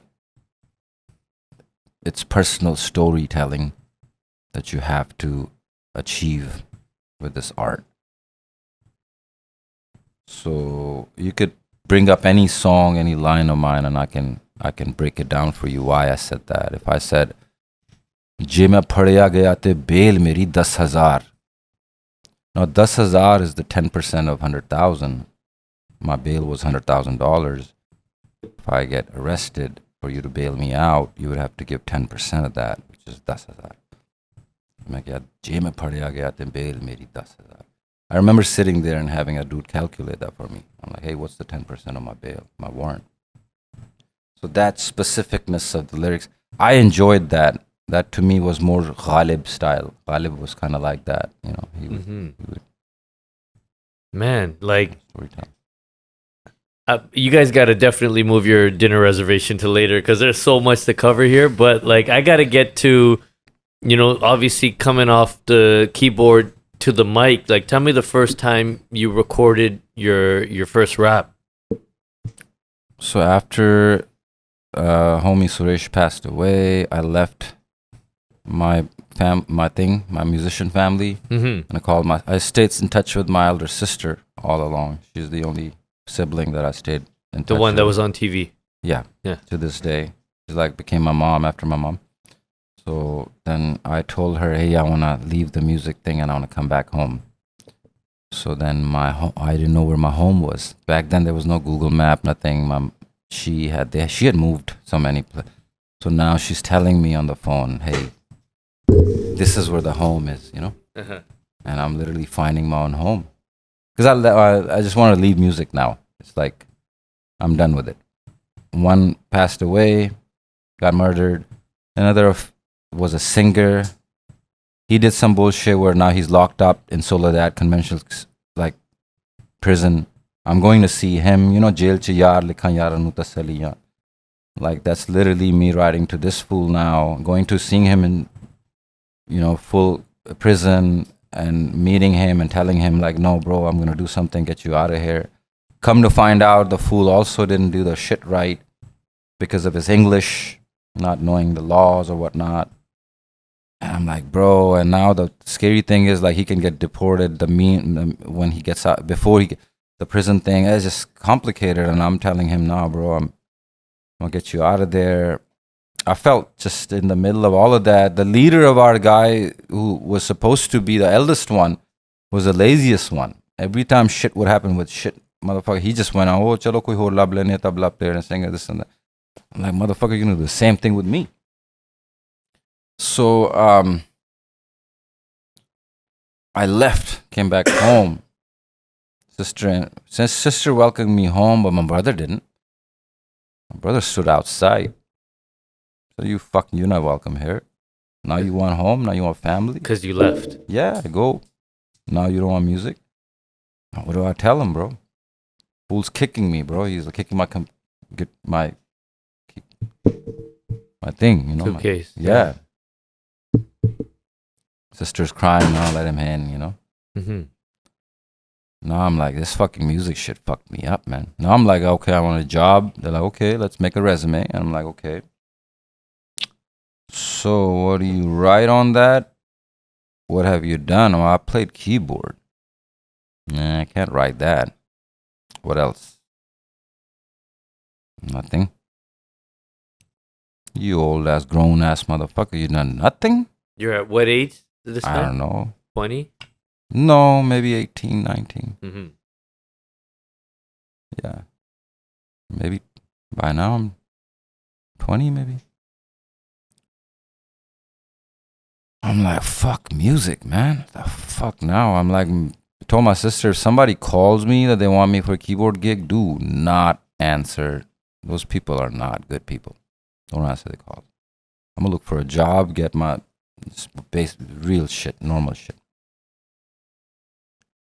Nobody hires me now. There's a production house in this place called East Oakland, the city that no one wants to go. There's a job there. It's a production house for a law firm. Oh, damn. There's these lawyers that when they do their trials, sometimes they do depositions, they do utilize cameras, sometimes they use projections in their law room. So then they have this whole production house, these gaffers that go set that shit up, or sometimes solder cables or put cameras away and shit like that. Yeah. You got lawyers that are charging $500 an hour, or you goddamn gaffer that's over there doing that. That's the kind of culture there is. And these lawyers are Jewish, and the workers are me, another fucking Asian kid. This type of situation. In East Oakland, just give us a description of East Oakland at this time. Yeah, it's a place where you don't want to be at. It's a place where when I moved, our only black dude over there is the guy who's actually the jonkidar, the fucking guard, Greg. Now, in a few weeks, I kind of look at Greg. Greg looks at me and he's like, okay, this fool wants to burn. It's like, okay. I'm like, Greg, like, lunch break, I go to Greg. He walks me down the block. Now, mind you, this place is so dope, the lower shit, that they actually have their own cook too in the house that makes lunch. And that's Greg's wife, Belinda. Belinda treats me like a son. Yeah. So she checks Greg, like, hey, make sure you don't take him nowhere bad. She would come outside. She's like, hey, don't take him nowhere. For some out of no reason, she had this motherly thing for me. And I always, like, women have always, only reason I am anything in this fucking world is because I've always had women. Like, since my mom, my sister, Mama Joyce, Belinda, all these black ladies that raised me, Mexican ladies, my brothers, and when I moved to Hayward, Haystack, Bay Area. So, women, bro, like that. So, I don't know. She would check her own man. Like, hey, Greg, make sure you don't. Like, Belinda, like, you're a grown man, leave him alone. He wants to smoke. I'm like, hey, don't tell him I want to smoke. What the fuck? Take me down. Now I'm at this block. I just want to fucking smoke some weed, bro. Like, and now I'm listening to these stories. Now it's like, it's been a couple years since Pac died, right? Now these fools are keep talking about this AK-47 that kids want to come and see. And I overheard the situation. So whenever I overhear situation, I would ask Greg later. Because over there, you don't want to say stupid shit. Like, for example, Greg had this cousin named Jalasco. Jalasco had 11 babies. Motherfucker was like 19. And every time I would be like, if I'm driving them to go buy some weed, I'm the only one with a car and a license. So I'm like, Jalasco, did we take a U-turn from here? He'd be like, nigga, don't drive if you don't know where you're going. You're going to get us murdered. I'm like, hold on. I was just asking a simple question, bro. Like, you got to be military minded, bro. He would check you for the whole night if you asked the wrong question. Oof. So then I know Greg wouldn't, because his wife would check him. So I was like, hey, Greg, what is this AK? Everybody. It's like, hey, there's this rapper that moved here named Tupac. I'm like, yeah, I moved here. Like, Oakland didn't like him because he's from East Coast. Nobody in Oakland ever liked Pac. I didn't know that. Nobody liked him. He was the East Coast Hollywood guy, bro. Like, Oakland, nobody. Pac, Bro, everybody, nobody does shows in Oakland. You know that. Like, 2 Chainz had to run, got robbed over there. Uh-huh. You know that. I didn't know that, no. I didn't know about 2 Chainz getting robbed. Vallejo, Some yeah. video, bro. That's crazy. No, in San Francisco. The video of 2 Chainz, he had to run, bro. Like, fuckers are like crazy motherfuckers. So they're laughing because these fuckers have that AK. Why do they have it? Because Pac supposedly got a house in Oakland, apartment, and bought himself an AK and went on some shoot So they broke into the house, took his AK stole the AK. before he came back home. And they kept it. They're like, okay, we got your gun now. They used to fuck with it. Before that, he was in Marin City in San Francisco. I heard. Nobody liked that, him. That's called the jungle. Nobody liked him here there either. Wow. For some reason, he was like artist, like, he was like the different guy. Poetic, Poet guy. He's like, and he was not a gangster. Yeah. So sounds similar to your story. I don't want to compare Pac to you, but like the love with the ladies and love with his mother and then being poetic and all that and then coming to some of these cities sounds super similar. I would know that I never met the guy. So, but I'm just listening to these stories and I'm like, who this guy they keep talking about? And this AK story and all that. That's when I got introduced to him. But anyways, that's East Oakland. That's the kind of place that is.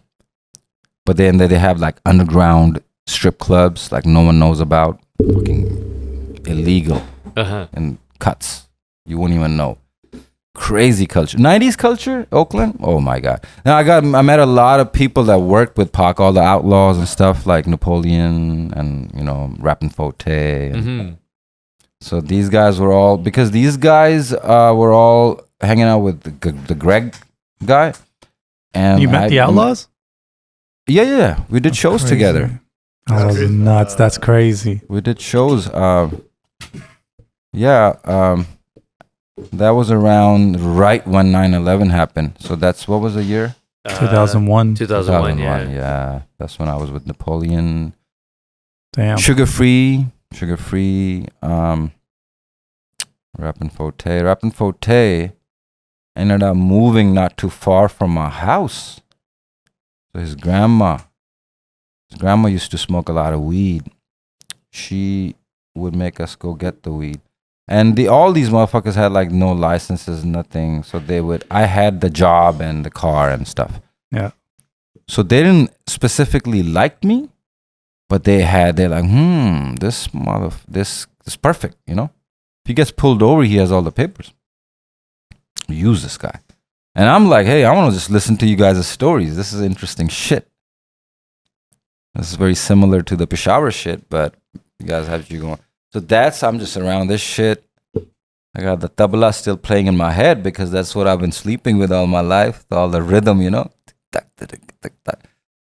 And then I'm listening to these rappers and listening to this rap. I'm like, somehow started printing out rap sheets. I ended up having this much text because I had that job. I had access to a printer. Mm-hmm. So I was like, fuck it. I'll just go print these rappers. Somehow I had access to their lyrics. And I would go to Lake Merritt in Oakland. And after my job, just park next to Lake Merritt, smoke weed, and then just keep reading. I'm like, this is some interesting shit, this rap shit. Now from learning speaking English and grammar and like some of the words that I had no idea, like, oh wow, the context of it and all that, pronunciation, enunciation and all that. I'm going back hanging out with Punjabi friends and like, Raja, teri English badi, is English suno? Something different like the, I practice kiti yaar. So now I'm like, what is this shit now, this rap shit? Like, what's going on here? Who's this LL Cool J guy? No, I'll tell you this fucking. Once I was fucking high as fuck. I parked my car and I'm trying to pull. And I see something in the middle of the parking lot. I don't want to stop my car because it looks like a book. Fuck, I don't want to drive on a book. Stop my car, get out of my... In America, bro. Look in the middle of the parking lot is a book called Sex, Scotch, and Scholarship by Kushwant Singh in Fremont. Just in the middle of the parking lot. Pick it up. Sex, Scotch, and Scholarship by Kushwant Singh. Sounded like Pasana Shapyar. Now that book, I'm not a no fucking reader. Kushwant Singh, and the title as such, Sex, Scotch, and Scholarship. Wow, I gotta read this shit. It's a thick book. It might take me a long time to read it. I have time. I don't know where to go. That's how I get into reading, bro. Fast forward, or in the middle, in the similar timing being, the rapper thing, LL Cool J, I'm going to find out LL Cool J has a biography out. A thicker one. I go read that. Already at that time, eh? Come to find out, he mentions Pac when Pac met Lela Steinberg. That was in Merit He City. quoted a book written by Nelson Mandela's wife, Winnie Mandela. The book's called Part of My Soul Left with Him. She wrote when Nelson went to jail. Pac could freaking recite words out of that book to Lela Steinberg. Now I go fetch that book and read that book. Damn. In that book, I learn about Malcolm X Shabazz. Now I'll go fetch Malcolm X Shabazz biography and I read that book. Doggy, I started reading book after book after book, bro.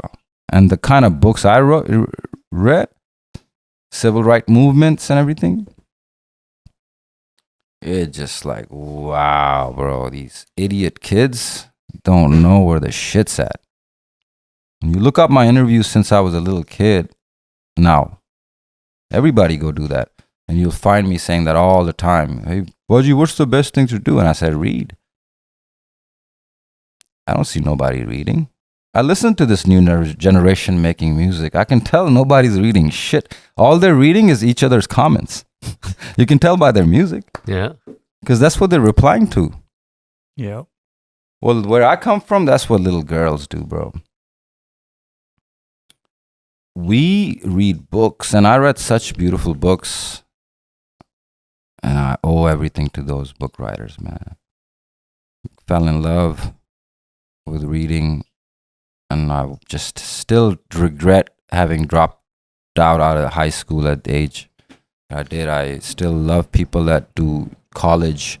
Like Guru Randhawa, when he came to me as a little kid out of Punjab, scared of Delhi. That's how he met me. When I first met Guru Randhawa, he was scared of Delhi. Paji, main rati wapas chale jaun. Kithe chale jaun parn kyon? Mainu Delhi to dar lagda. That's how he was. I was wondering how that relationship came But together. now the fool owns Delhi. See what I mean? Yeah. It's beautiful, bro. Can you give us a little breakdown on Guru Randhawa and meeting him? Oh, man. No, what I was saying before that, I lost. Why did I bring up Guru? What was I saying before that? Just writing and reading books. Yeah, reading books. So I met a lot of singers like Guru. Randomly once Guru said that, Paji, haan, so jo to main MBA ki thi. Maine kaha, what? You're an MBA student? Like, I've done my MBA. This is years ago. That's when I said, bro, you're going to be I looked at him. I said, you're going to be a big star, right? And he didn't know what I mean. What I mean is, like, you got love for me, and you're willing to listen to what I'm telling you, the street education, and you have MBA education, combine that, that's the only thing I'm missing. Yeah. You have that? Like, pull up because he used to hang, all the kinds of artists used to hang out with me at that, like everyone that wants to, like, hey, Paji, and Guru too, and I'm like, what do I tell Guru, right? Like, what do I tell this? How do I tell him this industry is really bitch and you don't want to be in it? It's gonna fucking eat you alive. And then all of a sudden he says, well, when I did my MBA, I'm like, you did MBA? You'll make it. So only thing I think, if I had done some more shit like that, MBA, and read more books, yeah, that's where the enemy succeeded, keeping me away from the books, keeping us away from the books. They're still succeeding in that, right? There's certain thing I noticed that's happening in Canada now, and I'm scared, like, is it by design? Why such a big population of our youth is attracted to such negative gangster lifestyle? I'm hearing of that a lot. Shootings and Just violence and like, hey, and it comes to a point where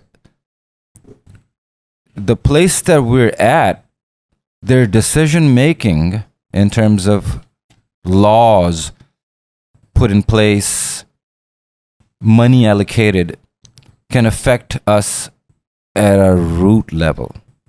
So what America, the Five Eyes are doing, doesn't just affect us in here in land. It affects us globally, not just us, our diaspora, but even locally. That's how the governments are being tangled up. What's the Five Eyes? Sorry, it's look it up. You'll know what Five Eyes is.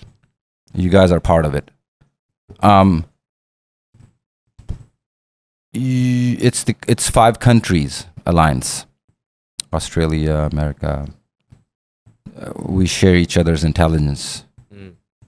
Oh yeah, it came up during the whole. So somehow I wish I could the bigger plan is, it's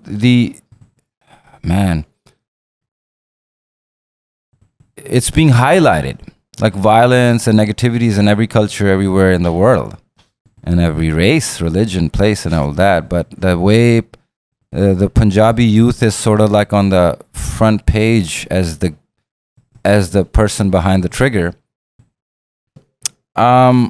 I'm afraid, if it's ever done by design, the decision making of the government, they can have this could be used as leverage against us to do certain things that are not necessarily correlated, but you could say is the causation. Absolutely, yeah. So if you see Punjabi people, whether something current that's going on is extortion of Punjabi businessmen locally. So when you see that, it's at no fault of the businessman that he's getting extorted, but now he's involved in a 3 a.m. shooting of his business. No matter which way you look at it, it puts a bad light on Punjabi people. Right. So and also it becomes it gives the decision maker a leverage to justify why you bringing these guys here. Why they're being strict about certain policies that they want to apply, or how they want to allocate their funds towards certain businesses or places or certain situations. They can literally say, "Hey, this is the reason why we're doing." Yeah. So are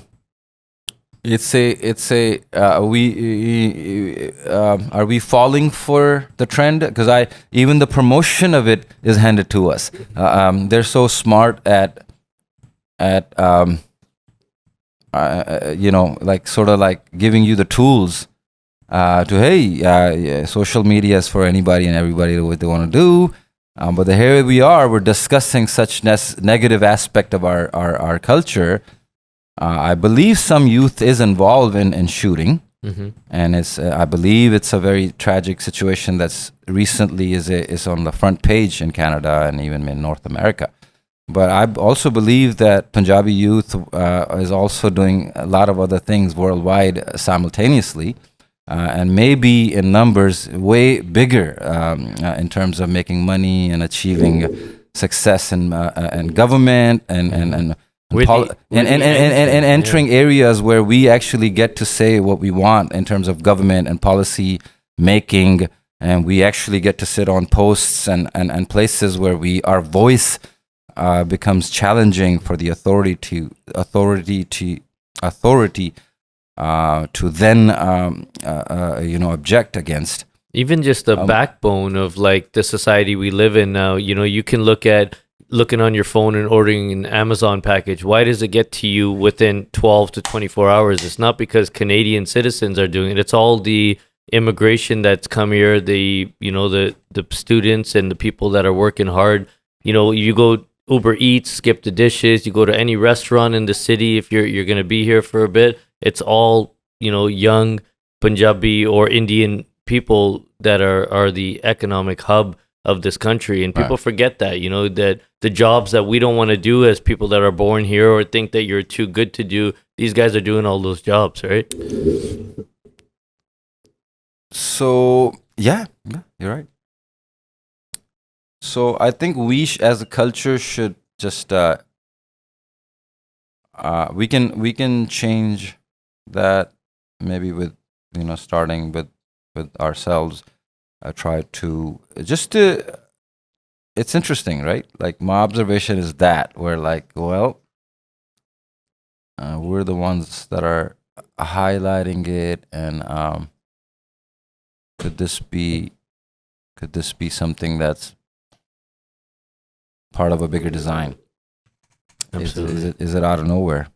It's definitely a conversation that needs to be had. Yeah. But I don't know. I don't have much education in no, that area. me either. And But I just want to remind people that there's a lot of good that the Punjabi culture and Punjabi people have brought to the Western world. Absolutely.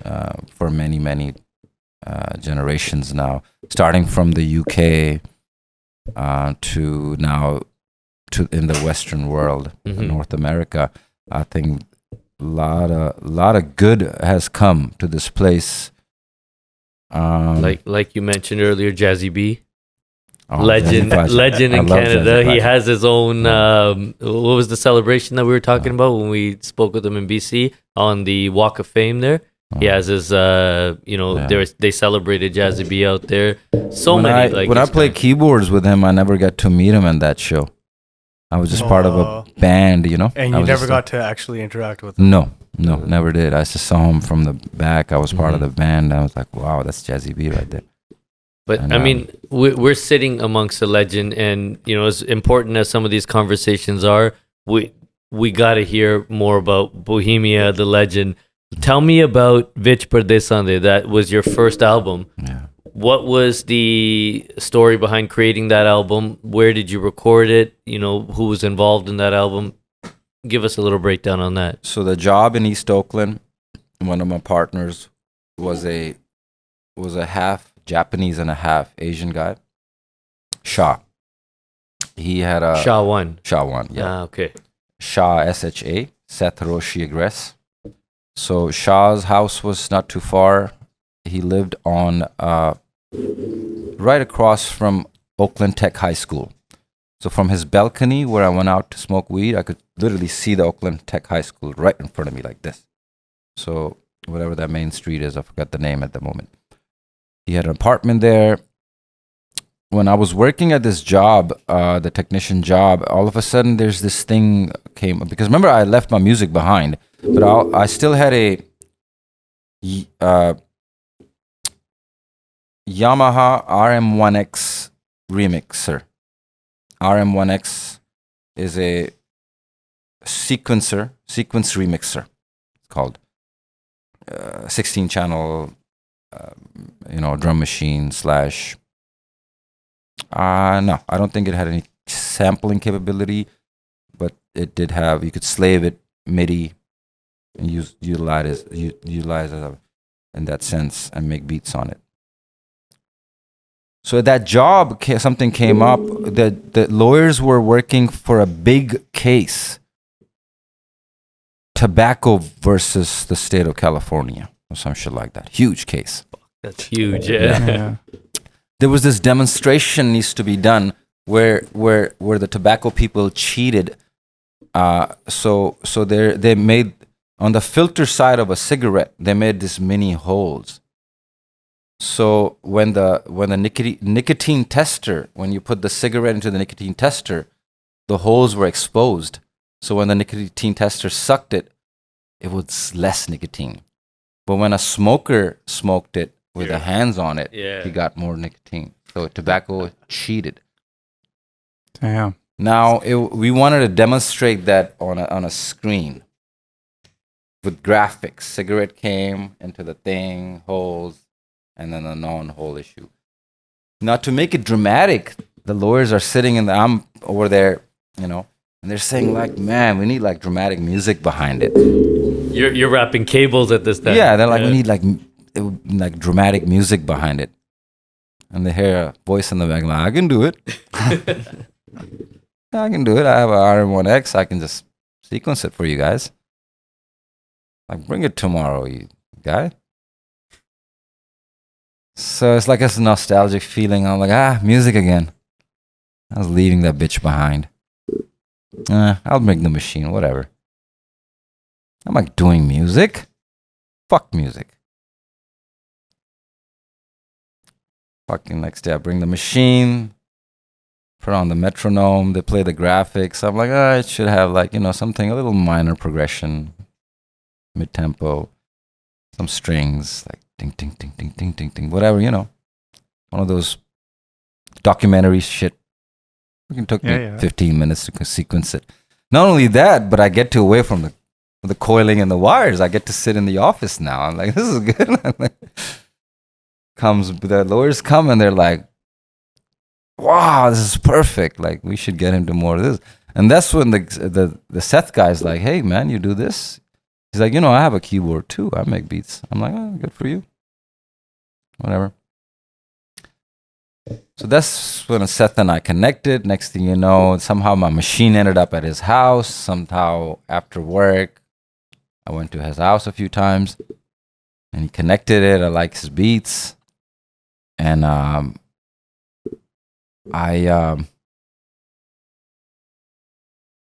it just started slowly, we started making beats initially.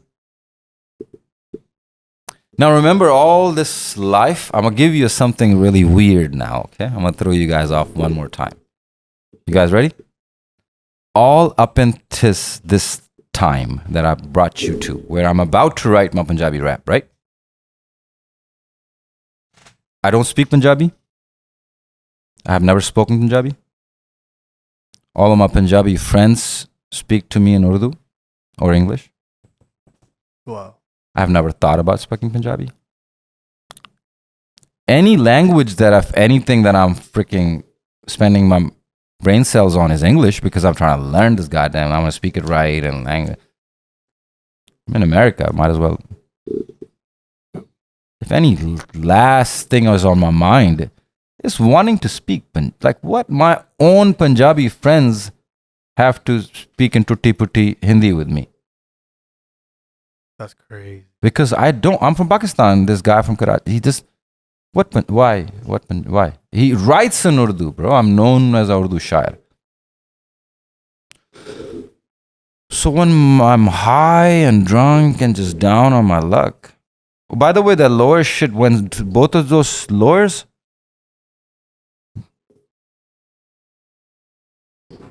rather not say their names, got into a fight.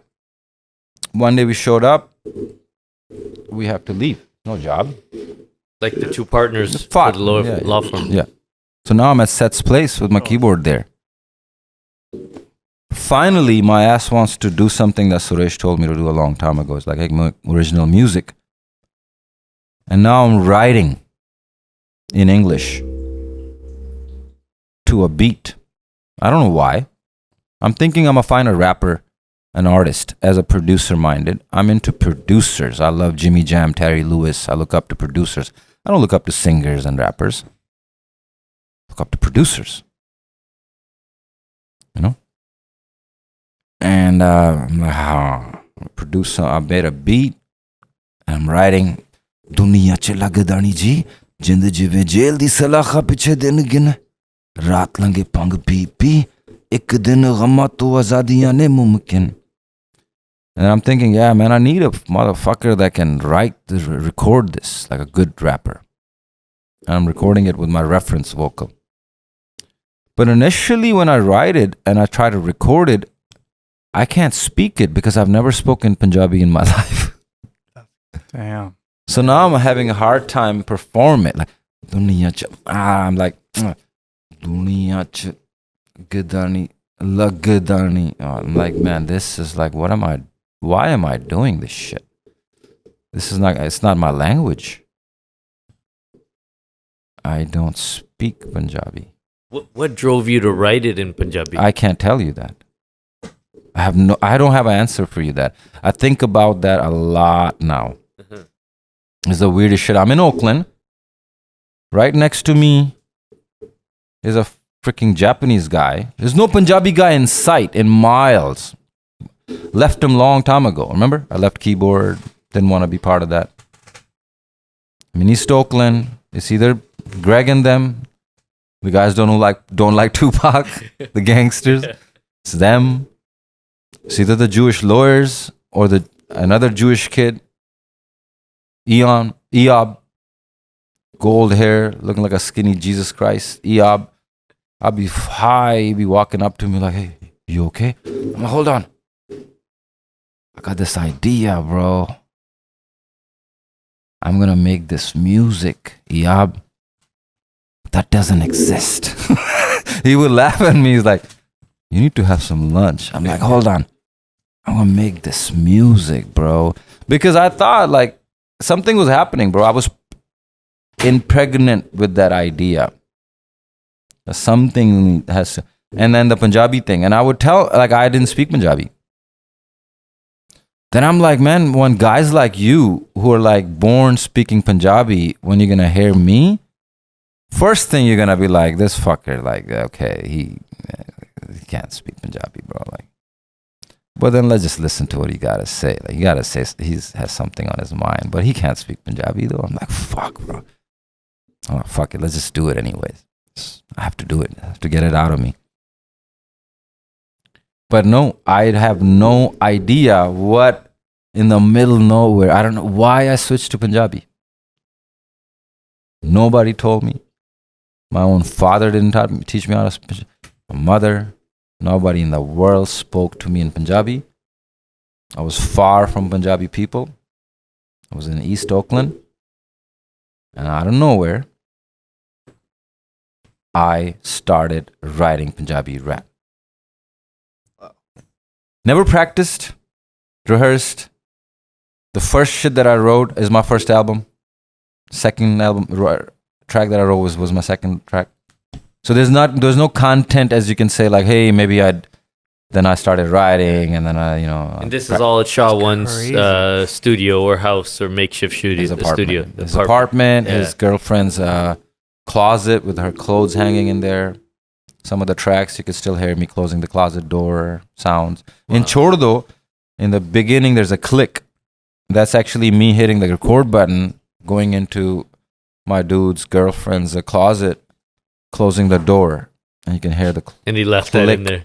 I left it because for nostalgic reasons. Yeah, that is awesome. Today I can sit and talk about it. And like, as a 14... let's make some noise for the birth of Bohemia in East Oakland, man. Jeez. Obviously, this album drops. Was Kali Denali on this album? No, that came after. No, this is Pehchan Sha Pyar. This is done completely in home on a very cheap software on a non-Mac computer. Not Pehchan Sha Pyar. It wasn't it. That was the first album. Yes. And then how did you get introduced to like Universal Music? Signed you after this for the second album, right? Yes. So the first album is Vich Pradesade is homemade. Homemade, but you blew up off of this. And we made CDs out of it. I actually didn't want the CDs to go out. I wanted to go out so that someone can hear and then do it. I still thought my vocals were reference vocals. Yeah. I'm the producer, the writer, I have the concept. But now I need the right guy who goes on stage. Because if you think I'm going on a stage, you're out of your mind, sir. Were you Bohemia at this time? Did you have the name? No. Not yet. It's Shah One who says that, bro, you're Bohemian. Because what happens is I start spitting, and I would go outside, smoke weed, come outside, spit in Punjabi. Yeah. And he would like it, and he's like, bro, what are you saying? And I would give him rough transitions. And he's like, bro, this is Bohemian shit. Damn. So I'm like, what does that mean, bro? And for those doesn't matter what that don't mean. know, I'm one of them. What does Bohemian mean? As somebody that doesn't follow any path. Okay. Someone that creates their own path, like a You didn't do your nomad. research. I did. That's what I swear is one part I did. I saw the whole Like a Bohemian. So that's how. Then I still I somehow got my nerd out. As much gangster it sounded to you guys, I like the ingenuity. I was too much like, I'm a kind of guy who's read. You guys are listening to rap music. I'm over there reading their biographies. I'm reading the books that they read. And then the books they talked about, I'm going and reading those books. And then I'm reading their raps sitting there. I had that kind of time on my hand. So you want to discuss with me rap, it's on that level, right? Mm-hmm. So Now I'm literally when Pac said like I ain't a killer but don't push me. Revenge is like a sweetest joy next to getting pushy. Yeah. Picture paragraphs unloaded, wise words being quoted. Peep the weakness in the rap game and sowed it. Peep the weakness in the rap game and sowed it. So the more I studied rap music, I said, hey, this is no one's doing this in our language, in our scene. We got all these Bollywood guys running on grass, and but no, like, there's no reference or representation of this, and not to mention a big cultural problem that the youth is going through, which is how to balance this East and West thing. I got all these kids telling me, don't speak Punjabi no more. You're in America now. Why you keep speaking Punjabi, bro? You speak listening to Punjabi music. So it's almost like they're asking me to make a fork in the road thing, and I don't see it that way. I see a balance. I don't see it doesn't exist in terms of tangibly or in a music form yet, genre wise, but it needs to. It has very fast. Otherwise, we're gonna put this youth in a predicament where it's very unnatural for us to just think that we're some kind of like American people or Western people, and we can survive without Desi food or culture or music. Yeah. We are doing that. We don't know ourselves. So that's where the music needed to exist. So there was that element, and then I like the ingenuity. I'm in East Palo Alto making this shit, bro. That's where everything ingenuity is coming out of. Steve Jobs energy. So I'm thinking, I'm Desi rap science Einstein. I'm thinking like I need to, and then I mean I can't just to go and start cussing like a rapper. That's not how you're gonna initiate a genre. Mm-hmm. You know, some other rapper already has a vulgar song before me, and he's suffering for that. He's got people protesting out of his house. Have you guys heard Bohemia swear in a rap? Now that you mentioned it, I don't know if I ever have. Yeah. Yeah, you have, yeah? Okay. But I'm just saying, like, imagine the ingenuity. Imagine the calculation I had to do. Yeah, because you had to compromise two Well, I have to cultures. figure it out. What is the existence of this music, the translation of this youth energy that the youth in America is so easily able to do it and make it a part of, like, almost like a leg for this table. Mm-hmm. This how, I mean, hip hop went from, you know, from the front yard of New York to you know, multi-billion-dollar business. You got a Jay-Z guy from selling weed, drugs, to signing to Def Jam, becoming president of Def Jam, and that transition I saw in front of me. Mm-hmm. So that energy, you see, I love Pac, but I was fan of that energy. I was gonna say, how do you avoid the aura of the East versus West? You were right in the middle of that. Yeah, East versus West, to me the that was beef, silly. like that Yeah, was that how was silly. they sold it, right? That was very silly. Mm-hmm. I mean, a lot of people took advantage of that moment on other people's backs. That was very, very disrespectful of some of the people that were in charge to be that lenient in situations where they could have stepped up and done much more. Even us, we didn't know which color cups to put on the table. I mean, today the kind of exactly. I noticed that. I took the one that was given to me, and today that's what's happening. Yeah. You see, Yeah, 100% though. and you and I don't get along today. You see what I mean? There was a song, I Ain't Mad at You. I mean, at the same time Pac released that, 112 released the same song. You don't know that, right? That same music, yeah, 112 released. At the same time, 112 had a song with the same music. With the same melody. Same sample. I didn't know that. Exact sample. Who came first? Do we know? Doesn't matter. It wasn't on the same time. What I'm trying to tell you that the businesses were working together. The people that were making money, they were sharing samples. They didn't have no beef. Yeah. Labels didn't have no beef. It was just made up to sell music, sell more. Yeah, albums. It's sold. No one thought that it could be that detrimental. Mm-hmm. It would go to It that. wasn't imagined to be that detrimental. They really thought it was a fair sport to rival up like East versus West. Mm-hmm. And that to me was really childish of everybody that was in charge. Mm-hmm. Because you did that on the backs of the youth. Nobody made nothing out of that. East youth Coast, West died. Coast. Yeah. Youth died. Yeah.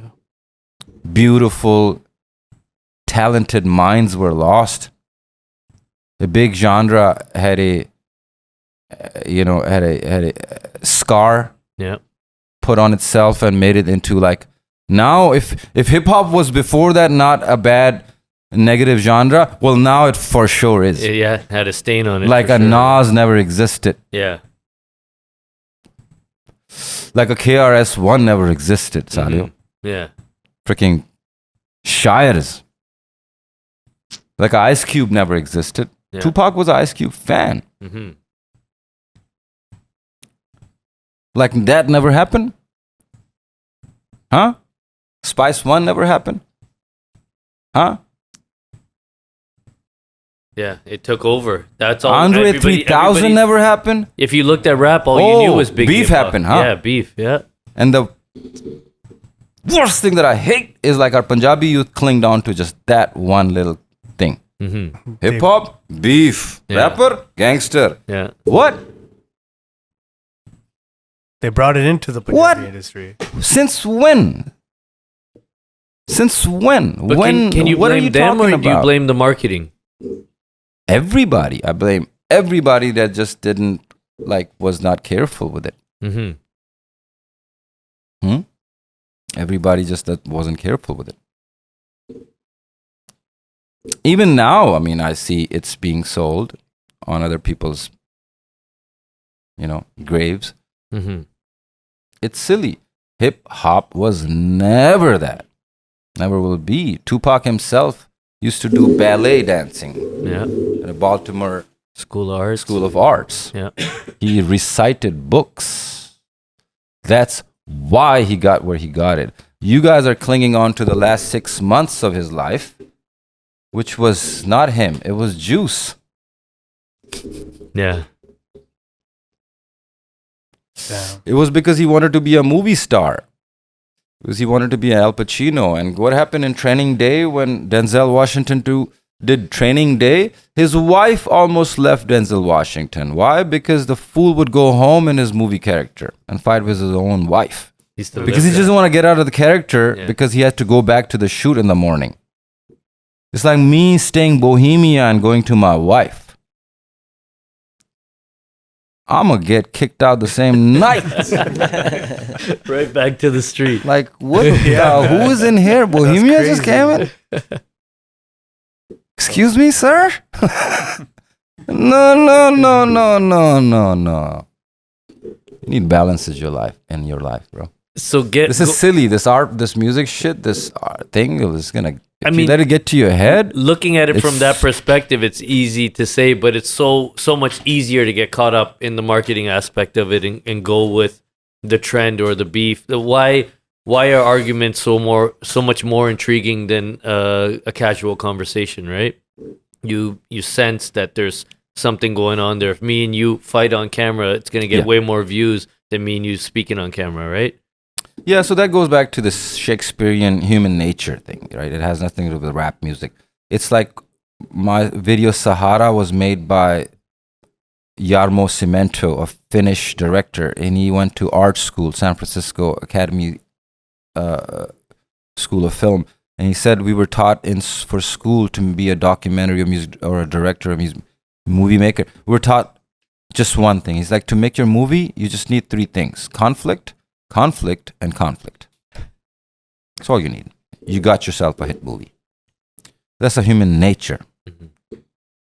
That's just a human nature, because it comes from the need to survive. For example, if you tell me, if information is put out in this room that there's laddu on this table, guys, there's laddu on this table. Yeah. good information. Let me give them a bad information. Guys, there's a cobra loose in this room. Yeah. There's a pistol on the table. What just happened? Yeah. That's it. Now that information was useful. That information, thank you for telling us that. God damn it, there's a cobra. And you were in the room. Yeah. I need to know that. You better tell me that next time. So when we indulge into this, like looking into a conflict, it comes from the need of survival, right? Like, hey, what's going on? Why is this guy beating him up? Well, he's beating him up because he's got a red cup. Well, I'm good. I have a blue cup. So conflicts gives us information that can keep us safe. So as a human nature, if I give you good information, it's okay. You tell me something is up, thank you for telling me that. Make sense? Yeah, absolutely. Man, I'm learning a lot today, man. I'll tell you that. This has been the most and different this has podcast. to be, I got to say, this has got to be the biggest crowd we've ever had on a podcast till date. I hope everybody's learning something, man. I definitely am. Going forward, you're just putting yourself out there as a reference artist. Obviously, you are not a reference artist. You are the artist. Where did that transition come to where you started to get credit for your work and saw that this could actually be a path of a career for yourself? Sorry. Sorry, do I gotta get you another beer? No, I'm good. You're good. I'll Okay. take a water, actually. a water. We have. We got water. Mm-hmm. There's water downstairs. I can get it though. Or somebody can get it. Yeah. I got it. It's cool. I'll tell you something. The doing of it became the venting of it. Losing my mom, feeling, गोरे ते कालियां दी दुनिया च भला की मैं लंघ गए यार मेरे यारां नू करा मैं वादे. I mean, the being able to write it and vent it out became a necessity. Its success became a secondary topic. It showing up at Shah's apartment, recording yet another one, writing something, getting something else off my mind, became more Therapy. Yeah. And then eventually, when the same guys that I was saying, hey, come over, guys, listen to this, come over, you listen to this, were like, whoa, why do you want to change it? Sounds good. Well, the reason I want to change it is with my voice. That became a thing. Then like, okay, let me take a copy of it. I'll practice it. You're not going to practice it. You're bumping it. You're having the other guys listen to it. Now you guys are all loving it. Now I'm getting used to it. Then I'm like, okay, fine. You know what I'll do? I'll release these songs. Maybe after this, I'm going to be known as a producer. Mm-hmm. Maybe when people are going to listen to this, you know how I listen to Janet Jackson? I'm like, oh, Jimmy Jam, huh? People are going to do this like, oh, Bohemia did this. I didn't know like people are going to be like, no, you are Bohemia. Yeah. I'm still thinking people are going to go for me for my beats. Mm-hmm. My production or my idea. So I'm like, all right, fuck it. Press it. Let's go down the street, make some few copies. And Shah and them started mailing it out. Who are they mailing it out to? Labels or The radios, blogs, stuff like that. they believed in it that much in American radio and all that? Yeah, these my guys, they started believing that. Are you It goes to BBC Radio, to Bobby Friction and Nihal. Legend Bobby Damn. Friction. Yeah. Back My then. song, Vich Pardesa De, ends up in top 5 of their chart. Oh, My ass has no internet, no computer to go check it myself, but I know I'm on top 5. I'm like, there's no way. You know why? Jay Static would like this one. People would tell me, they're like, bro, it's playing on BBC Radio.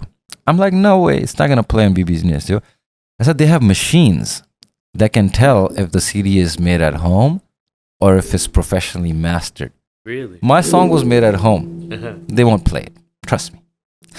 Oh, you thought this? You didn't? Yeah, I thought because I made my shit at home. Yeah. Why would BBC play? Like they have machines to tell that this is not even mastered, bro. Yeah. This was made on a cheap computer. Like they only play shit that's mastered in Yeah. Got that sound something quality. these mastering guys do. That's when they play it. DJ Static Secrets. Yeah. Otherwise, they don't play it. They're like, no, bro, they're playing it. That's crazy. What? Wow. I made it at home. Wow. I don't know what I was doing in terms of like And this is your peers telling you that you're on top 5 it's and all playing. Yeah, like Yeah. when we go check it, we see it online. It's coming up. You can hear the show that. Mm-hmm. today, number 4 in the UK accent. Like, That's it's, crazy. We got this young guy in Bohemia. It's like, what the fuck? That's the one thing with them. They were always trying to push music forward. They were the ones, bro. Always. Till this day. There was no They- industry here. North America had no. Yeah, we had They nothing. didn't leave me at that. No. They came to you. They had a show called Desi DNA, TV show in London. They flew down. They said, we're going to interview you for the TV show. To San Francisco. San Francisco. Uh-huh. And 111 Minna Street. It's an art gallery. A street called Minna Street. You still remember the address. Yeah, Minna was a prostitute. Hanji Paji? Why did you look at Gita Benz right now? So San Francisco was a port. Because when I say port, I got to look at the guy who almost owns a port. The Don. Oh, all the streets were like owned by the prostitutes because of the port. So they're now named after them. Minna is now 111 Minna is actually an art gallery. Beautiful. And that's where I requested to be interviewed. Freaking BBC took over the whole art gallery, shut it down, cameras, reflectors. You asked to be interviewed on that street. They asked me like, where? And you only had one album out at this time. Yes. Homemade. Which one I made at home. Jeez. And one Crazy. song, That's crazy. which Pradesh Sande. They recorded it on the street, even re-recorded it because I had no music video. So they made somewhat of a music video for themselves. The show was called Desi DNA. The VJ girl came. She's big now. She does BBC shit. Like she does documentaries and stuff. Do you remember her This name lady. or no? We can look her up. It's Desi DNA is the show. The interview, I look like I know what I'm talking about in that interview. But mind you, at that time, the beanie is borrowed, the shirt is borrowed, the chain is borrowed, probably the fucking pants were borrowed. Was that the birth of the beanie? Because you've always had the beanie. Yeah, the yeah, because I was like, man, I gotta look the part. Yeah. Yeah. No, I saw all these rappers rocking beanies all the time. So BBC comes down, does this interview. Is this what propels you to get in touch or them get in touch with you? No, they came and asked me. They want to interview me. They called me and they said, we want to speak with the Punjabi rapper. I'm like, that sounds so dope. Or at that time, it was just Bohemia. Yeah. But they say, we want to speak with the Punjabi rapper. That's the one, the Punjabi rapper. Back in the days, everyone was looking for domains. Anything, domain.com. And I know at that time, someone had put that in my head that, bro, you need to get your domain. I'm like, what is that? Your .com, bro. I'm like, but what should it be? Like in Bohemia? When that BBC freaking girl said on the phone, we want to speak with the Punjabi rapper. I'm like, mail your domain. ThePunjabiRapper.com. www.thepunjabirapper.com. I don't have that anymore, so don't go there. I don't know what's there. I don't know what's over there. I don't believe it. I don't Some know. next shit. But whatever. But I became the Punjabi. I became in Bohemia the Punjabi rapper. I liked it. Marketing wise, I like the 3-word rhyme to it. I like the 3-word thing had stuck in my head ever since I had randomly almost drove over a book called Sex, Scotch, and Scholarship by Khushwant Singh. And that's how the 3-word thing was the magic for me. That's where the Paisa Nasha Pyar came. That's where the Punjabi rapper came. And then the 3-word magic, the Trinity, had some kind of magic for me. Damn. I got to absorb some of that information for a second, man. Me too. How does Universal Music get in touch with you or you get in touch with them? I know Bali Sagu had an important part in that. What was that, the transition or relationship like? Or how did it kind of get birthed? Yeah, so I was approached by a Stanford graduate, female, and very business-minded person. And I was recommended that, hey, maybe you should take this to the next level. Are you okay with this? Just running around on these little clubs in San Francisco and acting like a little street guy. You okay with that, or you think you want to do something? You know, it's that Stanford mentality hitting me. And her idea was like maybe a label in India, like Universal or something big. And I said, lady, listen, you're out of your mind. This music, first of all, in India will never work. Secondly, if they're gonna listen to my lyrics when I talk about cocaine and weed and cops, and then it's definitely not gonna work. And when they're gonna look at my style and what I do, I think I'm gonna be the one guy in the whole country with the freaking nose pierced. That's definitely not gonna work. So you're out of your mind. I know you went to Stanford and you have this educated mind, but I think I belong here on the streets. Streets, guy.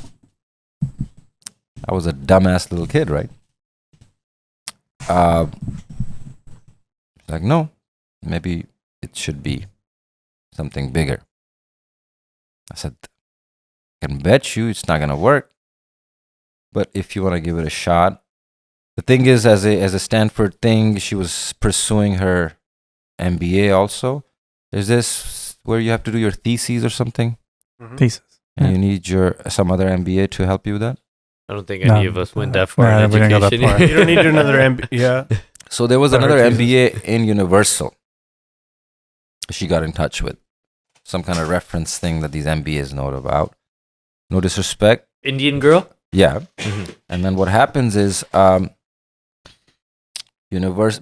project becomes something that's going to be her thing for the MBA. Yeah, whatever that is, thesis. Yeah. Thesis, yeah. Mm-hmm. And the project. Oh, that's crazy. Signing, me getting signed to a thing. Oh, she made it that. Okay. Yeah. And then the MBA in Universal was the recommending thing. Wow. And I'm like, wow, if I can help somebody become, if I my ass, you know, I'm far from spelling MBA. But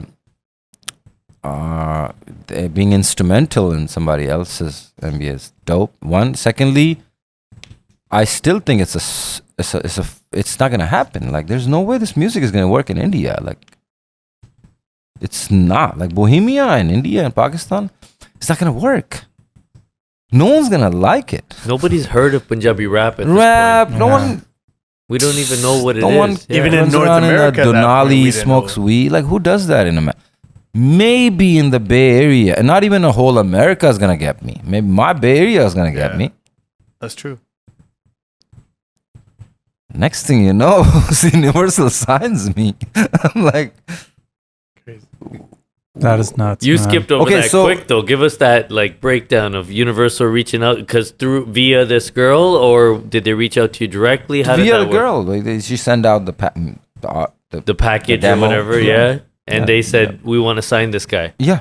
So are you on a flight out to Delhi, Mumbai? I'm being told that I gotta like get my passport situation, all that, get ready and make sure there's no lingering legal, Wow. no problems. Your ass can get on a plane and Do you remember travel. this girl's name?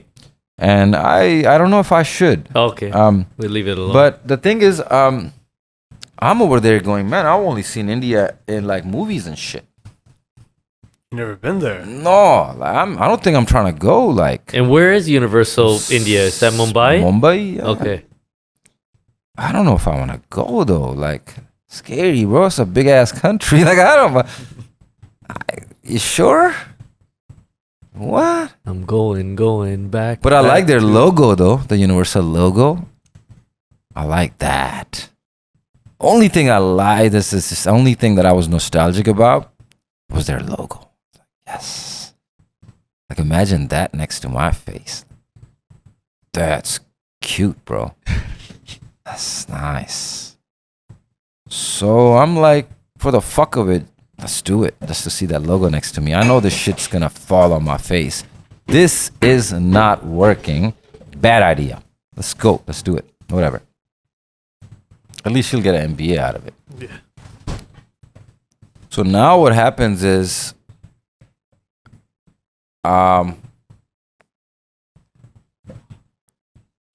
the reason they signed me is right before it. You guys are not gonna believe this shit though. Yarmo Cemento, who goes to this school, San Francisco Academy of Art College, puts out a post on Craigslist saying, I'm looking to do somebody's video. Now at this time, I'm this Vich Pradesande guy, and I'm on the streets, and I'm hanging out with these motherfuckers that are making me look like I'm the shit. They love me. They want me to show up and do my rap shit. They love it. Yeah. And I'm next step. Obviously, what do you do? Is music video. Yeah. So I'm like, bro, at some point my ass needs to, like, even I'm in front of people, I'm like, yeah, next, music video. And I'm in the back of my mind, like, fuck, how do you do that shit? I need somebody to do that shit. Music video shit.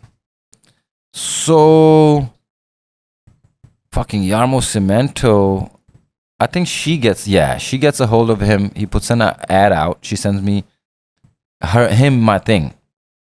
And the motherfucker wants to meet me. A Finnish guy. And he selects my song. He says, you know what? I'll shoot your music video. This is Sahara? Yes, sir. Uh-huh.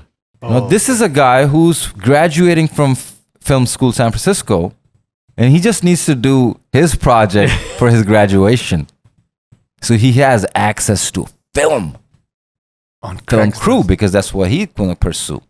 Bohemia should be an MBA credential now, So I think, at this point. now the fool is like, I'm going to do your video, send me your translation. I'm like, the fuck? He doesn't even understand what I'm saying, wants to move my video.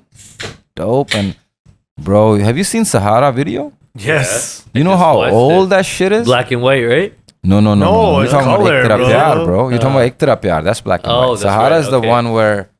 What was the Future's name? The singer. Sahara is the one where I'm hanging up on 4 girls. Yes, Yeah. right Yeah. at the beginning, where like Yeah. who just did it recently It's in all their at promo? Foursquare. Sukha You're in the did it. corner. Oh. There's 3 Yeah. girls in the corner. Yeah, I remember that. Sukha, the new up and coming guy, just did it in his promo, and I just saw it. Nice. You were the originator of that, getting the 4 calls on. Yeah, babe, I'll call you back. Yeah. babe, I'll call you back. Yeah.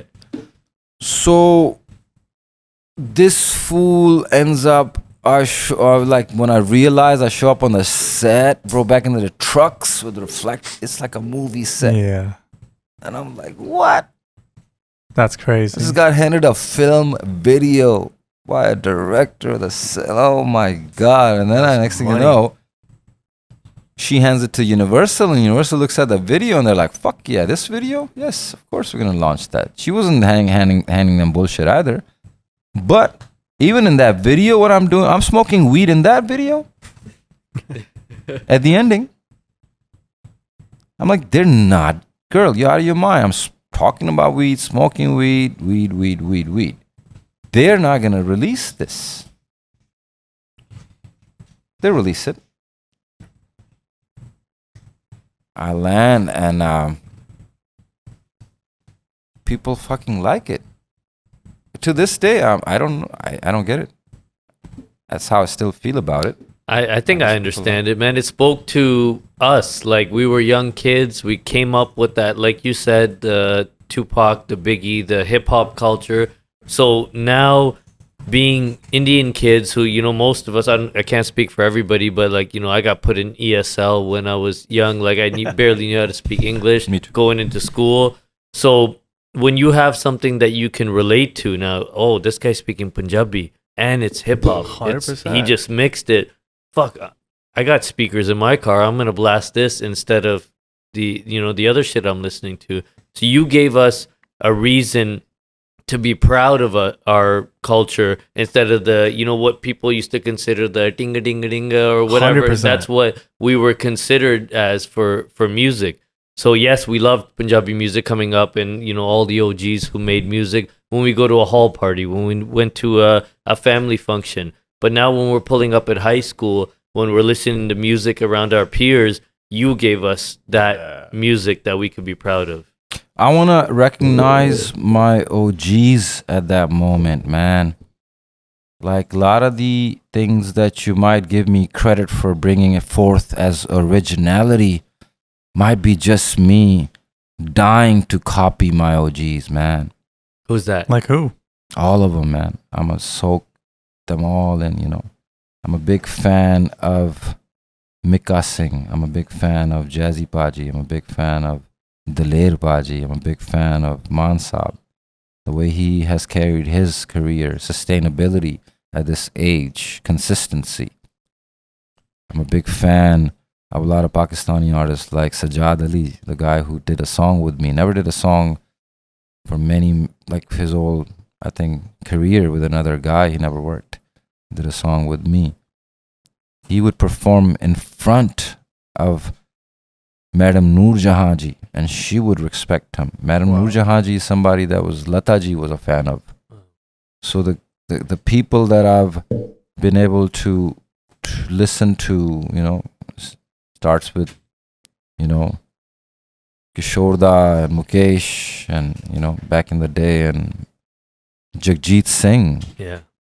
I think what differentiates people like yourself and the people you just named is that you can make great music. There can be great musicians, but people who shift the culture of music and put a new lane in or a new direction, that's where we categorize yourself. The Sidhu Moosewalas, the Jazzy Bs, the Malkeet Singhs, the Shindas, like all these people have shifted the way music is interpreted and listened to, and gave us a new way to kind of feel proud about this music, man. Youth is still doing it.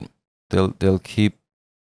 It's still happening. It is definitely still happening. Yeah, it's still happening. Yeah. It's such a vibrant situation. I'm really optimistic at mostly about the whole scene.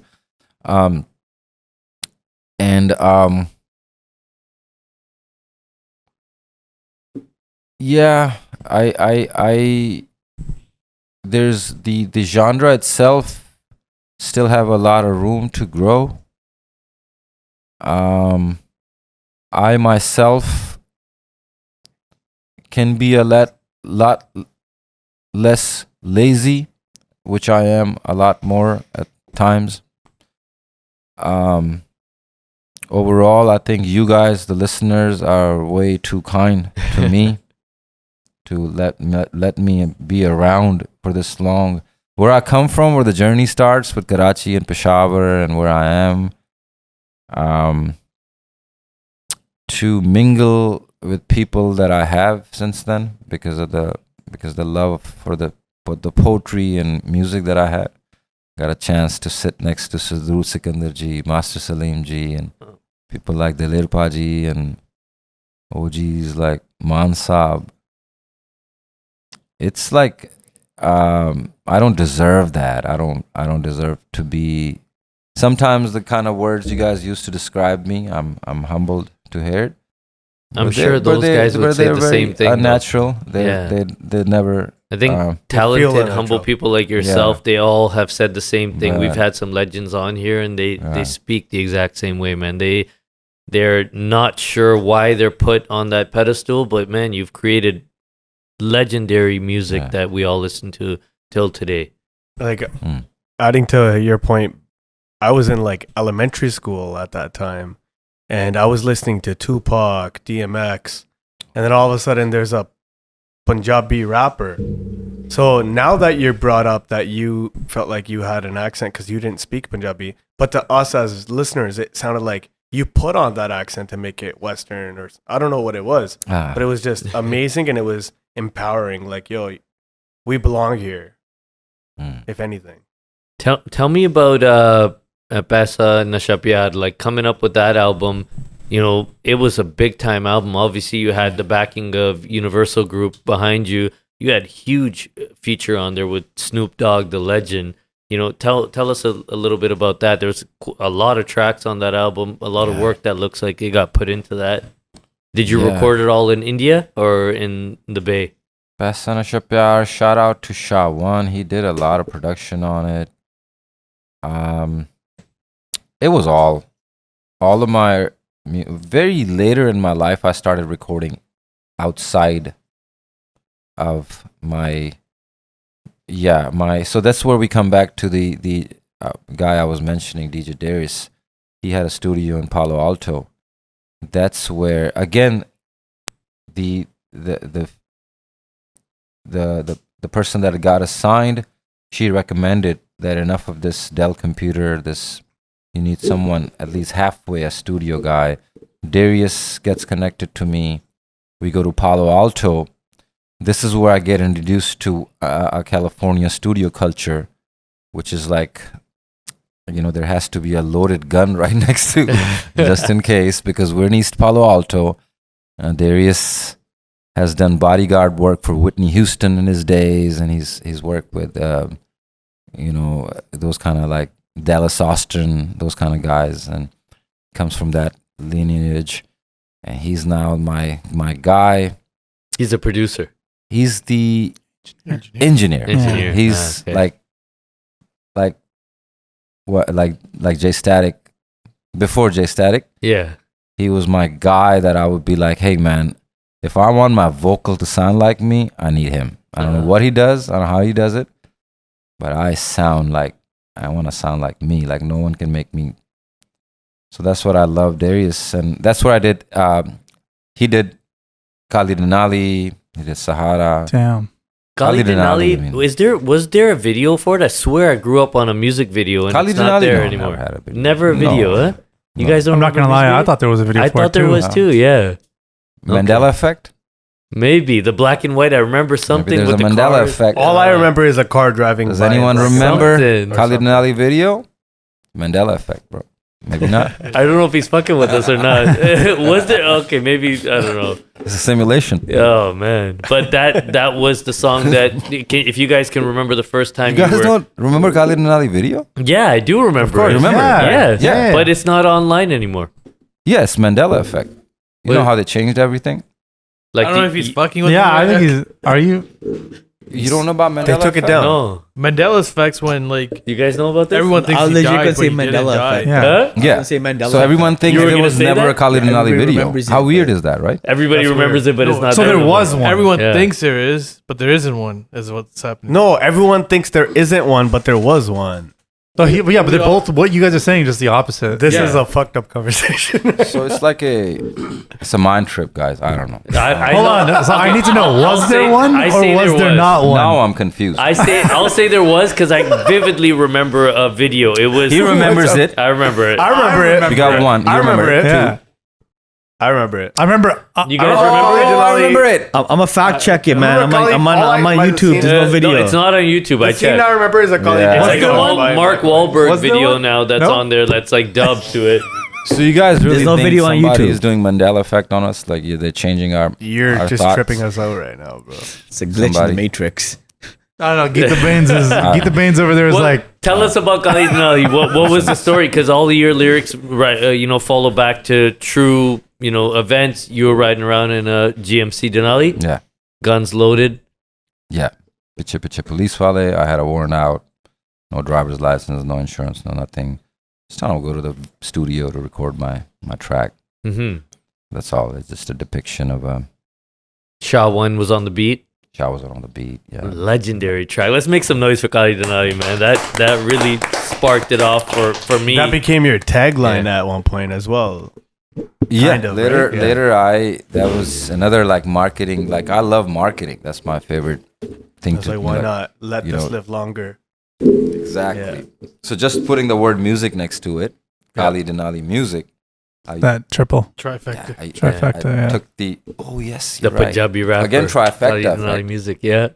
You're right. One.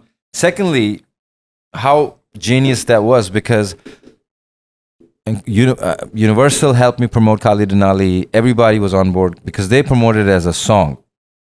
So once that song, Khalid and Ali, became like synonymous with my existence. All I had to do is just put the word music next to it. Yeah. So the day I formed Khalid and Ali, I said, hey, Khalid and Ali Music, have you heard of it? You said yes. But you never heard of it. You heard of the song. KDM became a thing. But what I did was I hijacked the song's promotion. Subconsciously, you've been listening to the song. You've been in love with the idea of the name of the song, Khalid and Ali. But now when I say, Khalid and Ali Music presents, you're like, well, we know what Khalid and Ali Music is. Yeah. You don't know what Khalid and Ali music. You know Khalid and Ali's song. Yeah. No one had said Khalid. So how genius is that, right? I saw the marketing. You did a Vlad TV interview, and if you notice, if you know your music, you see you're wearing the KDM 2 shirt. Oh yeah, underneath. I sold it out after that one. Yeah, that was huge. Yeah. Tell us about that interaction. How did you get to Vlad? Like, that's hip hop. Well, now he's at the top of the game, but that introduction. Just like I met everybody else, man. Bay Area. He was a part of the Bay Area, or big in Bay Area, I think, right? Yeah. And I think they just, like the idea of what I was doing, and How was the the acceptance of hip hop in America to Bohemia? I mean, that's how it started, right? I never thought it will make it outside of there. I think that's the generation I was making music for. Snoop Dogg, obviously being from California, like getting that feature. Did you get to record with Snoop in the studio? No. For some reason, he recorded that song in New York. Yeah, he is from West Coast, but that song got recorded in New York. Okay. And for some reason, I wasn't back that time. I couldn't travel. So that's what the whole dilemma was. That warrant had something to do with that? Yeah. He's like, for some reason. Yeah. That's like. I'm not exactly, it was the same. I don't know what it was, but that's how it was. Like, it was a bummer. Like, all along when the time came, that for some reason the recording was happening in New York, not in. And you were. What is the West Coast? I could have driven, You're making music at a international level now. So what is the association with the streets? Is it something you couldn't let go of, or it's just a part of your life now? What do you mean? Like you have a warrant out for you. You have. No. That's, I'm telling you, many years ago. Those are old. Those stories. Those are the things those are the silly things that I was describing you, that initially us end up having the cultural jump to make. It happens later. I mean, you came at an earlier age. I think I heard you like 3 or 4 years old. Mm-hmm. So that's way too early. You didn't have to necessarily make a culture. I would say you're a Canadian kid. Yeah. Like a cultural conflict and transition. There's no conflict for you to, like, if anything, if I took you back to wanting you to go back and live in Pakistan or India, then you would have a conflict. Absolutely. To adapt back to the situation. Now, the youth, like myself, when we end up here past that age, like I did, and many of us do, we go through the turbulent time in which there's warrants, there's run-ins with authorities, and adolescent type things. But I think whatever I am today is because, like I said, luckily I had women in my life, older sisters, or love that I have from my mom, or the love for my music. And after within the music business, the people that I met, that because of their love for the music, they had this motherly nature to them. Mm-hmm. Jitu Paji type of people and musicians took me on. I think there's a level of comfort that I found in people that gave me the love, nourishment. I think some of our youth, I think if we want to combat, if we want us to like make it out of that, we should open arms and bring more warmth. We should listen to our youth. Mental health. There's no mental health for our youth. Girls have a lot more of that. So we don't have that opportunities, and then the expression is violence. And the expression is sometimes graphic.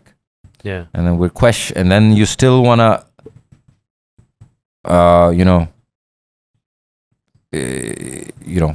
confine them or teach them a lesson or now you want to hand them to the authorities. You think that's the thing? No, I think I was blessed to be initially close to my mom, and then music was my mom. Even now the people that are around me, like Gitta Paji, like that I stay with. Like, do you think he would allow me to do bullshit like that? If I want to go get myself in a situation where that might put me in a position where I might. So you gotta be around people that, I don't care how hard the guy is. I don't care how there's still a heart beating inside him, right? So we gotta open that channel, that the conversation. There's gotta be a place, a paradise for the gangsters, like Pac used to say, like where motherfuckers can come and kind of lighten their hearts, and it's okay, man. It's not all about handling it with the fight. The fight's there though, man. That's the problem though. At the same time, you can't sit and tell me that like there's no challenge. Absolutely. You mentioned females, predominant females in your life. One that came up in some research that we were doing was someone whose career you helped launch, that is from the Bay Area, Jasmine Sandless. Yes. Tell us about that interaction and how you guys kind of, musically got together and helped her get to a world stage. One thing that I have told everybody in my life is that I have, the amount of artists I've met, right? Way too many. There's so many. Right? Absolutely. You agree with that? I agree. I'm yet to meet someone with the relentless effort towards reaching their goals or success. As Jasmine. Wow. Damn. That's crazy. I'm yet to meet anyone with the ability to have that drive. Drive is the word. Wow. To a point where I used to be like, man, I need drive. I need to respect my art. Like she, I don't know about since the album that I produced Gulabi. I didn't know that. Yeah, even the CD cover I made in Photoshop. Oh damn. That's crazy. The Gulabi album. Is your name on that album? In the front. Oh. Right next to her face you on saw the right that? hand. You knew? No. Oh. I didn't know that. I didn't know you that. produced that whole first album. That's The crazy. whole album is my music. Damn. The harmonies are live, Damn. I made she did all those harmonies. There's no we didn't have a harmonizer. So on Adirati, if you notice, there's a lot of layers. Damn.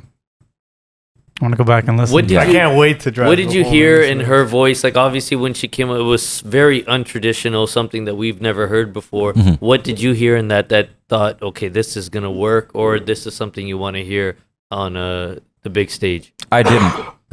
I didn't. No credit goes to me. Wow. I told her no. I you shouldn't do it.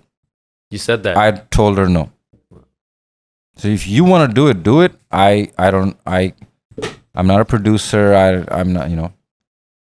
Well, you are. The 100% credit goes to her for what she is today. You don't give anybody else the credit because she made me do it. She's like, hey, I have this idea. I want to do it. Help me do it. At that time, I was in touch with Sony Music. Pavneesh Pujru was the head of A&R at Sony Music North. I had just gotten into a fight with Universal. I left Universal for Mumbai. And now Pavneesh was Universal when I was with Universal. Mm-hmm. But he wasn't. He moves to Sony and then starts Sony North. He approaches me. He says, Paji, I know what happened with Universal. I mean, no disrespect. I love them all. Universal, Sony, everybody is that's been in my life has been helpful to me for where I am. Mm-hmm. But at that time, I'm like, hey, I don't want, I don't have creative.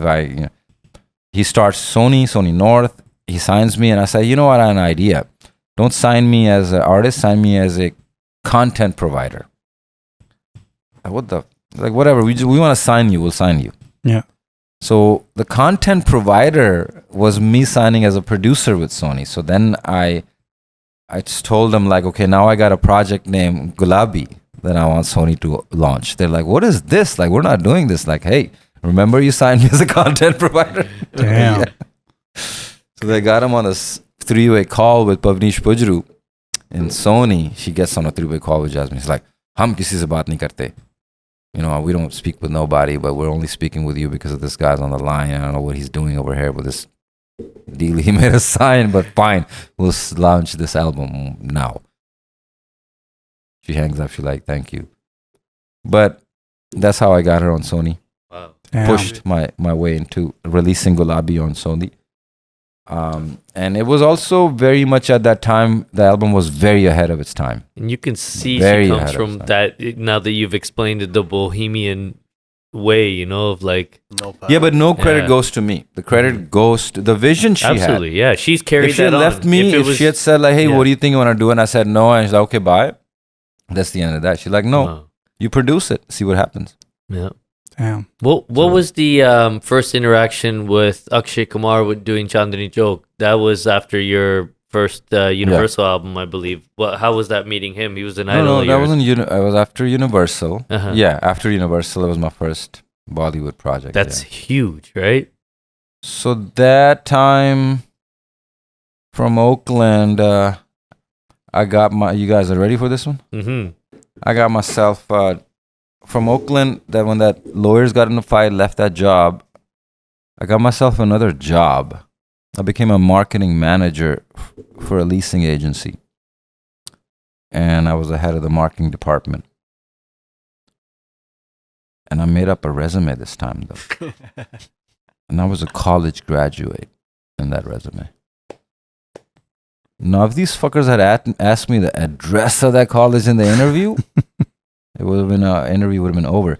But I interviewed with this guy from this dude from this white guy from Boston, Greg Williams. Dope ass dude. I went for an interview to him. He's wearing a Rolex. I'm just looking at his Rolex. That's dope. First time when I came in the office, I'm sitting in the lobby. A dude walks in a Tommy Bahama shorts and shit, slippers, white guy. Just first goes in the bathroom. The toilet paper was short, so he switches the toilet paper in the lobby. And then as he still looks someone special, but he's doing shit that was like, what are you doing switching toilet paper in your shorts and shit? And goes inside. Still eye me and shit. When my interview, I would go for an interview, it's Greg. That's Tommy That's Bahama. the boss. Damn. Wow. Yeah. Fuckers just that was switching. He was switching in his toilet paper just to throw me off. Just to I think he's not a boss, or maybe I'll do something stupid, or I don't know. Gives me the job, and now I'm a marketing manager in Danville, California, getting bonuses and shit. And my email hits me, and now I'm like, at night I do my Bohemia shit. But I know pretty soon I'm gonna leave that shit too. Remember, I left music came to the Bay to leave music. The rap shit just happened because I ran into Shah and this So you already have the first album out. album is out. Yeah. First album is out. Sahara video is out. And I get an email from this actress named Pooja Bhatra. Sounds familiar. Bollywood actress. She said, I have a friend that wants to speak with you, but he needs your personal number. I'm like, come on, lady. If you want my number, just let me know. I don't use excuses. I don't know how it is. I'm like, okay, lady, tell me your friend. Who is it? I'm not going to give you my number like that. She's like, okay, fine. She replies, she's like, Akshay Kumar. Remember, I only thing I know about, I don't watch Bollywood shit. I don't know. Only thing I know is like once I was with my pops and he was watching something TV and I was looking at my dad talking. He was behind me and dad said, "Arey ye kuch kar raha hai Bollywood mein." And I looked behind and I remember the face. Later I looked up and it was Akshay Kumar. I'm like, oh, this is the motherfucker my dad likes. So that's all the relevance I had. No movie I know, no song, nothing. And I'm like, yes, the motherfucker my dad likes. So I'm like, yeah, give him my number. just to impress my dad. Because literally a few months ago, my dad brought something out. I just want to go back to dad. I'm like, hey, you know, the motherfucker you think is good? Calling me, you know, like, fucker that. Because dad wasn't impressed of none of my shit. But I told dad if I did something, you're good. I'll go bring me a drink. So, now I give him the number. And now I got a call. And it's his girl, Zenobia. She's like, hey, wants to talk to you. And I'm like, okay. I'm like, hello? He's going, hello. I'm actually बोल रहा हाँ भाजी. And now I'm like to the point because I'm like, okay, what's going on? I'm like, हाँ जी. हाँ तो फिर मैं London आ रहे हैं. I mean, Canada आ रहे हैं. Toronto Film Festival. He was doing something with Drake. He was launched. Sing is King. Was that time? Speedy Sings. Speedy Sings. Speedy Sings. Okay. No. Before that, I came for Sing is King. Yeah, that happened later, where he brought out Drake and Rob Lowe and all that. Okay. Before that, Speedy Sings. No, Rob Lowe was in Speedy Sings. Yeah. Rob Lowe was Speedy Sings. Sing is King. Sing is King. He was here for the Sing is King's TIFF premiere of Sing is King. Okay. With the director of Sing is King, with his wife and everybody. Now, luckily, I didn't know who his wife was, Akshay Kumar's. Luckily, on my plane, I read the Wikipedia and everything. So now, on the phone, he goes, हाँ आजा, Toronto आजा, फिर गल करने. I'm like, okay. Zenobia will give you my personal number, and then just let me know, and he'll send you whatever you need. I hang up, that's it. So later, the girls were telling me, you know, his trainer and they were like, the first conversation he hung up and they were like, hey, is he okay? Does he want to work? Like, is everything, what did you get? Because I had no expression. I didn't say, hey, like, you know, like, none of that. I'm like, hey, Paji, Haji, okay, chicken, okay, all right, bye. Like, I just did that. Because I don't know what else to do. Like, I don't want to be fucking fake and say I'm a fan. I haven't seen any of your movies. That's fucking fake for me just to, hey, very big fan of you, you know, that's fucked up. Yeah. But at the same time, he's used to getting that because who has not seen his movie? Like, who has he approached and the first kid, like, bro, good talk, big fan of you. He's probably used to getting to that. Yeah. But I don't want to be fake, bro. Like, I'm like probably going to meet the dude. It's fucked up. Like, later I tell him, like, it's like when I met Kapil Sharma the first time. I'm like, dog, like, I heard a lot about you. Never seen your show before, though. Like, he's giving me that look like, what the fuck? I'm like, seriously, the biggest show in India, too. The biggest show in fucking India. Believe it or not, there's people who haven't seen it. Like, just wake up, guys. Don't act like, you know what I'm saying? Like, it happens that way. Like, there's people out there. I bet you they appreciate that. It humbles them. Yeah, like, there's people out there. They see people out there.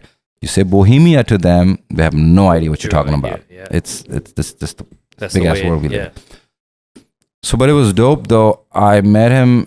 He invited me to AJ Vermani Paji's house, Vinay's dad, and that's where I met him first. Dope ass dude, super dope dude. Sat in the living room with Vinay, and all of a sudden, Akshay Kumar just walks through. He has socks in one hand, shoes in another hand. Just walked out of the shower or some shit. Just walking down. He's like, oh, yeah. Sits down, starts putting on his socks and shoes. He's like, Adik. He pulls out his phone and he goes like, just scroll. And it's all my fucking songs. He's like, Adik. Sweet guy. He's like, bro, I work out to you. He's like, the way I found out about you is like everywhere I land. When I used to land in my guys' cars, they'd be playing your songs. And I started asking my guys, like my drivers or my friends or promoters, and I'm like, hey, who you guys keep playing this thing? Like, Paji, is Bohemia. So it's like, then I found about you, then I liked your music, and it's super dope. That's crazy. Super dope, dude, bro. And when I found out about who he is and what he does and what he's like, to me, mind blowing how, like, he didn't act like that to me. super like. That's crazy organic too. He would just then call me. He just want to call me to hang out with him. Like even when he shoots and stuff, or when he's doing. He lives here, right? I think, and I heard that. Pretty he more. Not anymore. I mean, he probably lives everywhere. Yeah. So he used to be he has a house in Mumbai right next to JW though. Oh wow. He used to be the tourism ambassador for Canada at one point. I don't think he is anymore though. Super dope dude, bro. Wow. And then obviously when I did a Bollywood song, so he said, I want to do a song with you. yeah, he just called me. He said nobody wants me to do a song with you. He said nobody wants me to do a song with you. Yeah, like big producers are mad right now. Wow. Like big producers are mad. Like, hey, why would this kid? What are you doing? Mm-hmm. Like even that movie, the whole movie was under some other producer. Like I don't know their names. Some producer, Bollywood guy, big. Yeah. What's that guy? I'll figure out. I'll tell you the name because I don't give a fuck. I want to say his name. But big ass guys. They even did articles like Aajka Lakshay Kumar jo hai, like. So basically, he said, no, in this movie, you're gonna do the lead song, and I want you to do it. And whatever you need, let me know. And the other big producers of Mumbai, they were mad at him. Like why would this kid do it?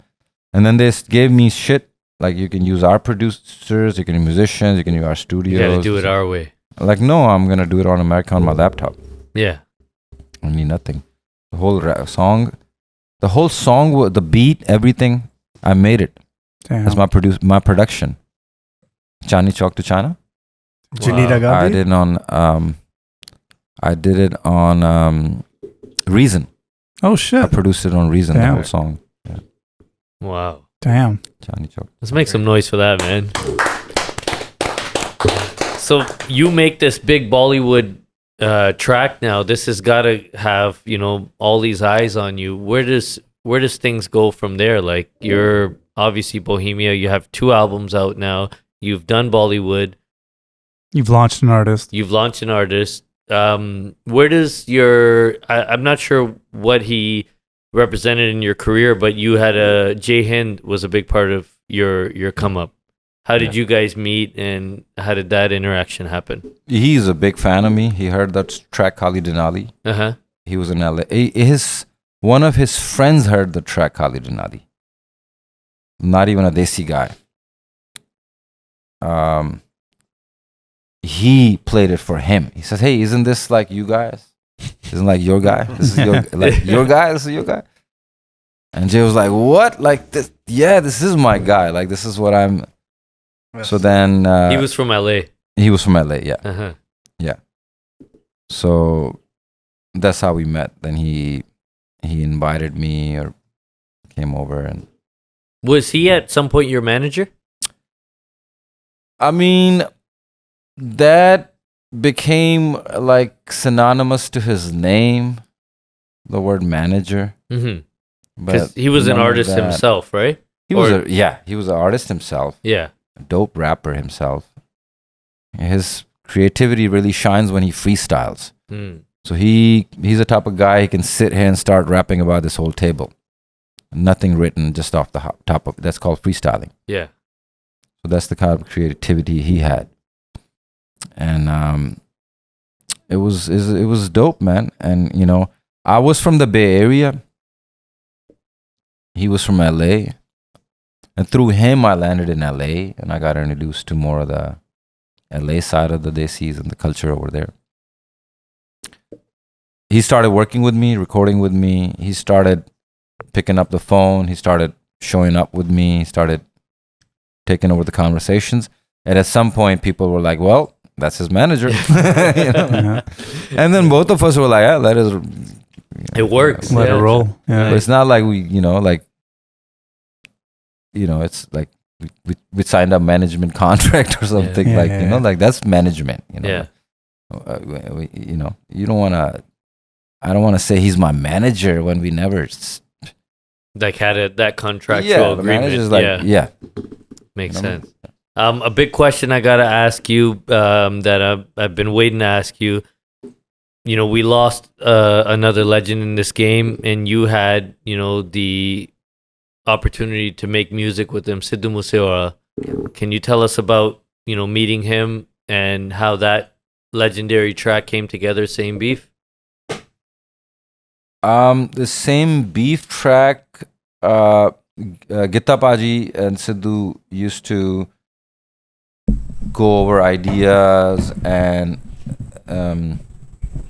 discuss things, and I'm a big fan of Gitta Paji as a shair, as a writer, as a producer, as a songwriter, and he was in the process of having Sidhu sing some of his compositions.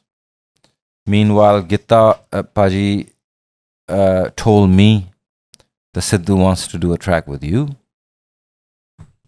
And I said, Paji, of course, we'll do it. At the time, I didn't tell it apart. Another great artist. I liked his movement. Already when he was on his peak with his ideology, I had already aged from it. I'm a married man now. I'm transitioning into this post-Kali Denali Bohemia. And I'm trying to stay true to that. I'm not going to fake my game now and start act like Sidhu to you guys now. Mm-hmm.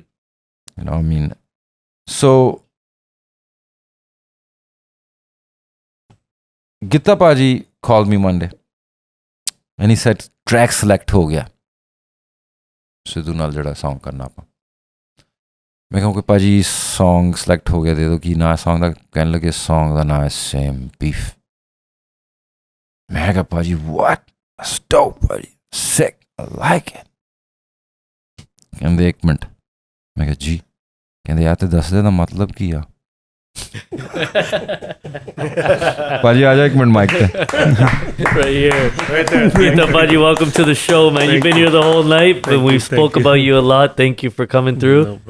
Sanu hone pata lag gaya ki you were involved in this legendary track. I looked it up on the way here. 92 million streams on Spotify. Crazy. Absolutely legendary, man. Let's make some noise for that track right there. Thank you. for Gitta Paji for making that collaboration happen. Thank you. What was your memory of that track and putting these two legends together? Sidhu ਮੈਨੂੰ ਪੁੱਛਦਾ ਸੀਗਾ ਕਿ ਆਪਾਂ ਗਾਣਾ ਕਰਨਾ Sidhu fan ਸੀ ਭਾਜੀ ਦਾ ਬਹੁਤ ਵੱਡਾ ਫੈਨ ਸੀ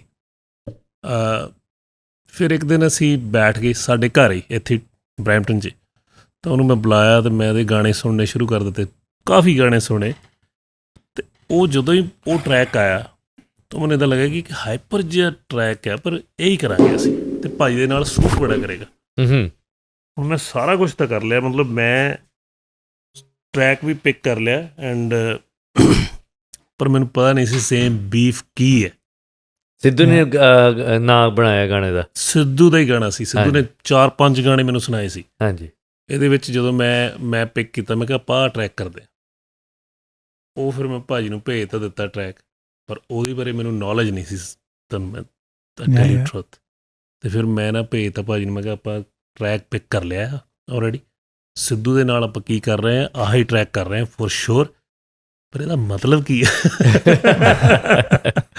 ਫਿਰ ਭਾਜੀ ਨੇ ਮੈਨੂੰ ਬੀਫ ਦਾ ਮਤਲਬ ਸਮਝਾਇਆ ਰੈਪਰ ਲੈਂਗੁਏਜ ਦੇ ਵਿੱਚ ਜਾਂ ਹੋਰ ਵੀ ਬੀਫ ਦਾ ਮਤਲਬ ਕੀ ਹੁੰਦਾ ਫਿਰ ਅਸੀਂ ਕੀਤਾ ਮੈਂ ਪਹਿਲਾਂ ਥੋੜ੍ਹਾ ਜਿਹਾ ਹੋਰ ਇਹਨੂੰ ਲੈ ਗਿਆ ਸੀ ਪਾਸੇ ਨੂੰ ਮੈਂ ਕਿਹਾ ਯਾਰ ਸੇਮ ਬੀਫ ਆਪਾਂ ਕਰ ਤਾਂ ਲਵਾਂਗੇ ਇੰਡੀਆ ਦੇ ਵਿੱਚ ਇਹ ਲਾਂਚ ਕਰ ਦੇਣਗੇ That's what I was thinking. 100%. I was thinking that. If you don't know what it means, ban ਨਾ ਕਰ ਦੇਣ ਗਾਣੇ ਫਿਰ ਜਦੋਂ ਗਾਣਾ ਬਣਿਆ ਫਿਰ ਜਦੋਂ ਗਾਣਾ ਬਣ ਕੇ ਆਇਆ ਫਿਰ ਅਸੀਂ 2-3 ਮਿਊਜ਼ਿਕ ਬਣਾ ਲਏ ਸੀ ਅਤੇ ਭਾਜੀ ਦਾ ਮਿਊਜ਼ਿਕ ਵੀ ਸੀਗਾ ਫਿਰ ਸਿੱਧੂ ਨੇ ਕਿਹਾ ਕਿ ਉਹ ਜਿਹੜੇ ਮੁੰਡੇ ਆਪਣੇ ਬਿਗ ਬਰਡ ਹਾਂ ਕਿ ਉਹਨਾਂ ਦਾ ਮਿਊਜ਼ਿਕ ਕਰੀਏ ਭਾਜੀ ਮੈਂ ਕਿਹਾ ਹਾਂ ਯਾਰ ਕਹਿੰਦਾ ਉਹਨਾਂ ਨੂੰ ਵੀ ਆ ਗਾਣੇ ਦੇ ਵਿੱਚ ਲੈ ਲਈਏ ਆਪਾਂ ਹਾਂ ਲੈ ਲੈਂਦੇ ਫਿਰ ਅਸੀਂ ਫਿਰ ਦੁਬਾਰਾ ਰਿਕਾਰਡ ਕੀਤਾ ਫਿਰ ਉਹਨਾਂ ਦਾ ਕਿਹਾ ਵੀ ਬਰਾਊਨ ਬॉयਜ਼ ਇਨ ਦ ਬਿਲਡਿੰਗ ਭਾਜੀ ਤੋਂ ਫਿਰ ਦੁਬਾਰਾ ਸਾਰਾ ਮਤਲਬ ਟਰੈਕ ਬਣਦੇ ਬਹੁਤ ਦੇਰ ਲੱਗੀ ਸੀ ਫਿਰ ਅਸੀਂ ਉਹਨੂੰ ਟਰੈਕ ਨੂੰ ਰੋਕ ਹੀ ਰੱਖਿਆ ਫਿਰ ਉਹਨੇ ਵੀ ਮੈਨੂੰ ਫੋਨ ਕਰਨਾ ਕਰ ਦਈਏ ਰਿਲੀਜ਼ ਹਾਂ ਕਰਦੇ ਹਾਂ ਯਾਰ ਕਰਦੇ ਹਾਂ ਇੱਕ ਦਿਨ ਤਾਂ ਸਿੱਧੂ ਨੇ ਬੋਲ ਹੀ ਦਿੱਤਾ ਸ਼ਾਇਦ ਕਿਤੇ YouTube 'ਤੇ ਹੋਏਗਾ ਕਿ ਆ ਬੰਦੇ ਕਰਕੇ ਨਹੀਂ ਹੋ ਰਿਹਾ ਰਿਲੀਜ਼ ਇਕੱਠੇ ਸੀਗੇ ਮੈਂ ਤਾਂ ਹਾਂਜੀ ਤੁਹਾਡੀ ਰਿਲੇਸ਼ਨਸ਼ਿਪ ਕਿੱਦਾਂ ਇਕੱਠੇ ਹੋਏ ਤੁਸੀਂ ਸਿੱਧੂ ਨਾਲ ਕਿੱਦਾਂ ਮੈਂ ਮਿਲੇ ਸਿੱਧੂ ਸੀਗੇ ਨੂੰ ਇੱਥੇ ਹੀ ਮਿਲਿਆ ਸੀਗਾ ਪਰ ਟੋਰਾਂਟੋ ਹਾਂਜੀ ਟੋਰਾਂਟੋ ਹੀ ਮਿਲਿਆ ਓਕੇ ਸੀਗਾ ਠੀਕ ਹੈ ਸਾਡਾ ਇੱਕ ਦੋਸਤ ਹੈ ਉਹਦੇ ਥਰੂ ਮਿਲਿਆ ਸੀਗਾ ਪਰ ਸਿੱਧੂ ਵਾਜ਼ ਅ ਨਾਈਸ ਗਾਇ ਯਾ ਹੰਬਲ ਗਾਇ Yeah. ਫਿਰ ਉਹਦੇ ਨਾਲ ਮੇਰਾ ਇਦਾਂ ਦਾ ਕੁਝ ਰਿਲੇਸ਼ਨ ਹੋ ਗਿਆ ਫਿਰ ਤਾਂ ਉਹ ਬਹੁਤ ਜ਼ਿਆਦਾ ਇੱਜ਼ਤ ਕਰਨ ਲੱਗ ਗਿਆ ਸੀ ਬਹੁਤ ਜ਼ਿਆਦਾ ਹਾਂਜੀ ਤੇ ਜਦੋਂ ਉਹ ਬਹੁਤ ਫਿਰ ਸਾਡੀ ਮੈਮਰੀਜ਼ ਆ ਭਾਜੀ can tell you better than me yeah Damn. Oh, thank you for that. Crazy how that yeah man came together. It's nice to hear from people who were next to that legend who can tell us firsthand some of these stories and the fact that you two legends were able to make that amazing song is just I think everyone was waiting for that song to be like oh, when are they going to collab together, because a lot of people who were fans of Sidhu and fans of you were like, when are they going to come together and do something? Well, Really? Sidhu said Yeah. it himself in an interview. They said like one word to describe certain people, and they said Bohemia's name, and I think the word was iconic or inspirational. I forget what the exact word was, but he was a fan of Bohemia as well. Yeah. Of a certain Bohemia energy. And then through the track there's a lot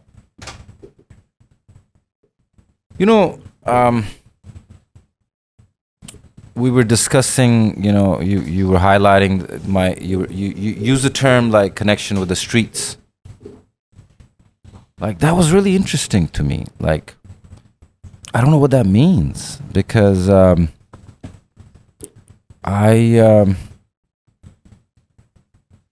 so it's a poetic term in terms of like saying a words. But other than that, I think it's a wrong. A lot of the Bohemia, some of the fans that took and ran with the Bohemia idea was no. That's not me. That's not what I condone. I'm not here for you guys to like. I like comfort. Yeah, I like peace. I like now when I get respect from authorities. I respect and I'm thankful to the Border Patrol that allows me to come to this beautiful country and come and talk to you guys. And I'll do anything and everything from now on to not do anything and have that reputation, have that, do what's right to earn that. As you grow as an artist. Yeah, not by jacking someone or not by, stealing away that from somebody, but earning that. Because that long term where it puts me, I got a question for you. With the whole, you recently put up a post about your album and the streaming issues you were having. Yeah. Can you explain that a little bit? I'm just curious, what happened with that? That's some kind of like Was it like a label issue? predicament that I put myself with the label that is confusing to me.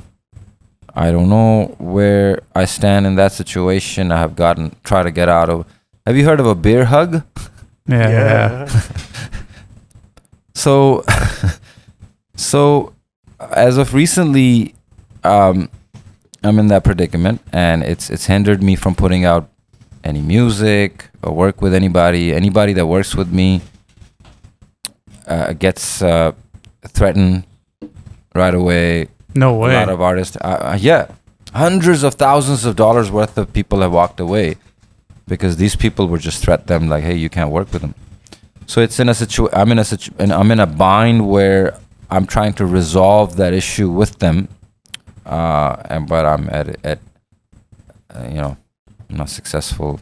You mentioned in Same Beef even some of your issues that you have or your frustrations with the industry. Is that what I just we were missed talking right about now? that post.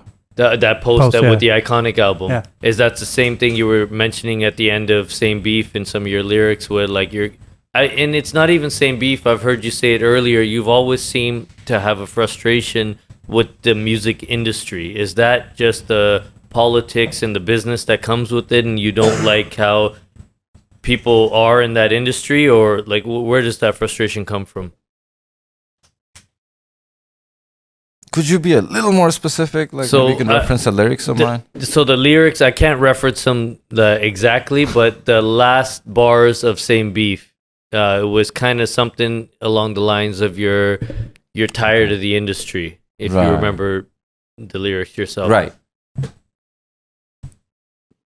So, I know what Punjabi music is, and I know what music industry is. But I've never seen what Punjabi music industry is. Together. It doesn't exist. What does that mean exactly? So music industry has a certain like infrastructure required, certain kind of like, you know, for it to be considered a music industry, like Hollywood is, or, you know, rap music is business. And then there's Punjabi music. I know what that is. But I haven't seen Punjabi music industry. Mm-hmm. Where is it? Yeah, you're right. I had someone bring, I don't remember who it was, but I've had similar conversations before about the Punjabi music industry and how we're more against each other. There's artists. But where's the industry? Yeah, where's the hub? Where do you go to? What do you call it? Where's the music industry? Yeah. So you could be as creative as you guys want to tell me that I am. But if, you know, you can tell me I'm the best race course driver, but then where's the race course for me to drive on? What would you say would be a solution to that problem that we obviously have? It's wow. I mean, if I had the answer, I would not just be frustrated about it on my tracks. I guess I would give you the answer. I unfortunately don't have the answer, and yeah, I don't have the answer. Like the way I look at it is, there's so many huge artists. So many have come through your studio. You know, you've collaborated with, worked with. Everybody has the ability to combine and create the Punjabi music industry you speak of. But what's hindering everybody from actually doing it? Politics? It's always going to be politics. No, it's not that. I'm more referring to the infrastructure. Yeah. But who Like, creates the for, infrastructure? I think somebody has to create it, right? And if It's and in it early, takes when you refer to the Punjabi rap music or the Desi Hip Hop music, no, it's still in such early stages. Mm-hmm. And You know, you may have somewhat of an infrastructure for the Bollywood industry, Yeah, but it took them 70 years, man. that's true. Speaking of the Punjabi hip hop industry, I don't know who you're listening to right now. Do you have a favorite out of the up and coming, the new guys that are out? Somebody you're listening to? I don't listen to music, man. At all. Just the one that we're stuck on, you know, in our age group. Yeah, the old stuff. That's all that makes sense to us. New music, I have no idea. And if we were to say, you know, up and coming for new music, what can we expect from Bohemia? The same inconsistency and Every couple of years we'll get an Surprise. album. but I'll tell you this much though. I just met Ali Mungat recently. Yeah, Showed up in his studio. OG in Brampton, And, Punjabi scene. You know, the vibes were great. Where we ended up recording. Paji, how many songs? 6 that night. 6 songs in one night With Ellie. with Ali. Yeah, Wow. and I think we have about 6 more in the making. So Wow. on rough stage. And we haven't heard anything from Ellie in a while like that. Yeah. You know, and Ellie was the pioneer here in Brampton of the scene of Punjabi music. Him, you know, these guys. Really? Sidhu. Of course, yeah. That's dope. Ellie made Yeah. a huge impact here. Huge impact, yeah. Bro, what a great energy it was. I did 6 tracks. We were working on 2 tracks at a time, bro. There's a hook being recorded. I'm writing the next rap. Yeah. Recording this. He's playing the next in my next ear. I didn't think he was Yeah, inclined in music that much because he's gotten into business. Obviously, you know, he's developed and he's got like auto sales and all that kind of stuff he's got going on now. But I didn't know he was going right back into the music. That's awesome to hear. I think maybe that him kind of like detaching himself for a bit may have given him the creative freedom. creative freedom to come back. It's always a good thing. Like when I go home, I have no studio. Mm-hmm. Oh, there's no studio, no setup, no nothing. I'm like not even a musician once I'm going home. You don't have the urge to like, hey, I got an idea, I got to go record it. Nah, No no urge, no payment, no urge. No payment. I rather just stay. It's like a boxer, right? Like a jiu-jitsu fighter. You don't fight if you want to go knock somebody out in the ring. To rehearse for that, practice for that, you don't knock people out. Yeah. You It's in spar. you. Yeah. You jog. Mm-hmm. You actually do slow shit. Yeah. I mean, if you're going to be knocking 10 people out just to get ready to knock a person out, by the time you're going to go knock them out, you'll be knocked out. Yeah. What is Bohemia, the 20-year plus career man like now? Are you residing in LA still, or sorry, California? Are you in India? Are you all over the place? Oh, no. Always been a Cali boy. Always will be. Nice. But as of a couple of years, I was just telling Jay I moved to Las Vegas. Ah, because of desert. Yeah. I have certain I've developed certain arthritis and carpal tunnel issues. So Vegas is like warm and a lot of desert heat. I hear the heat cures that, man. So we have that problem out here in Canada. We get 4 seasons. We get the freezing cold. Everybody out here can tell you they got knee problems and Straight this, up. that, and the other. Yeah, come out there and you love it. You It's build like we got you build sun. it, we will come. Yeah, sun all year around. So I'm living there, but still very close to California. I can't go too far. Can't take me too far from California. Yeah, Nice. whatever I have, I was given to me was by California, bro. I still owe it to Cali. And shout out to everybody in Cali, all my OGs that raised me, all my mothers that raised me.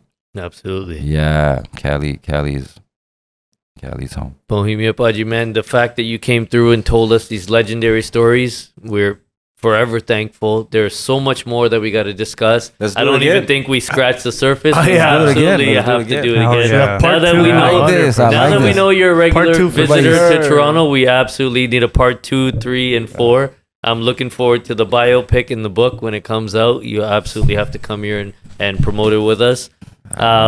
If we were to tell the fans what to look forward to in upcoming music or any sort of art from Bohemia, what can we say? Look forward to my podcast coming soon. There we go. Recorded with Frequency and Bohemia Friends. and Friends. I'm just saying, I love this so much. Thank you. Love it. Thank you guys for having Thank me. you for That's coming awesome. on, man. We I've been- appreciate I've that. been- I've been approached by a lot of podcasts, and it always just went into some other direction. But obviously, when I got a call from Jay, I had to say yes. Man. Appreciate I'm a that. big fan of your work, man, and I'm Huge just lastly, fan. I want to add that. Appreciate that. Yeah, you after Darius, the way you have treated my vocals, the way you Damn. what you've done to the Punjabi music, we respect that. Appreciate We all it. artists. A lot of us artists, when we sit, your name comes up in a sense where like, hey man, if Jay Static what if Jay Static does this, man? Or sometimes, I'll get an email randomly. I will get it from Deep Jandu, and he'll say, okay, Paji, fir kar do, this is Jay Static. I would, before even these guys know, I would get excited. I'm like, this is what I want. Let's give credit to Jay Static. Yes. Make some noise right there. Come on. Jay Static. Everybody. And to yourself, Bohemia, thank you, Hopefully man. we'll do a lot more Hell work. yeah. We're doing And thank you again. Thank you for sharing your Frequency. story, man. I hope everybody resonates the way that we did it. We were in silence. I don't know if everybody noticed. We were literally in silence. Just the entire- listening. I've never talked like that less amount. Normally these guys talk, they talk shit to me after, like, you talk too much during the episode. I'm like, fuck, I didn't say nothing today. So Yeah. thank you, No, man. it's good. Thank you guys, man. Thank Thank you, you. man. Let's make some noise for Appreciate Bohemia that. one more time, man. It's a wrap. Yeah, one more shot of tequila and let's go home. All right.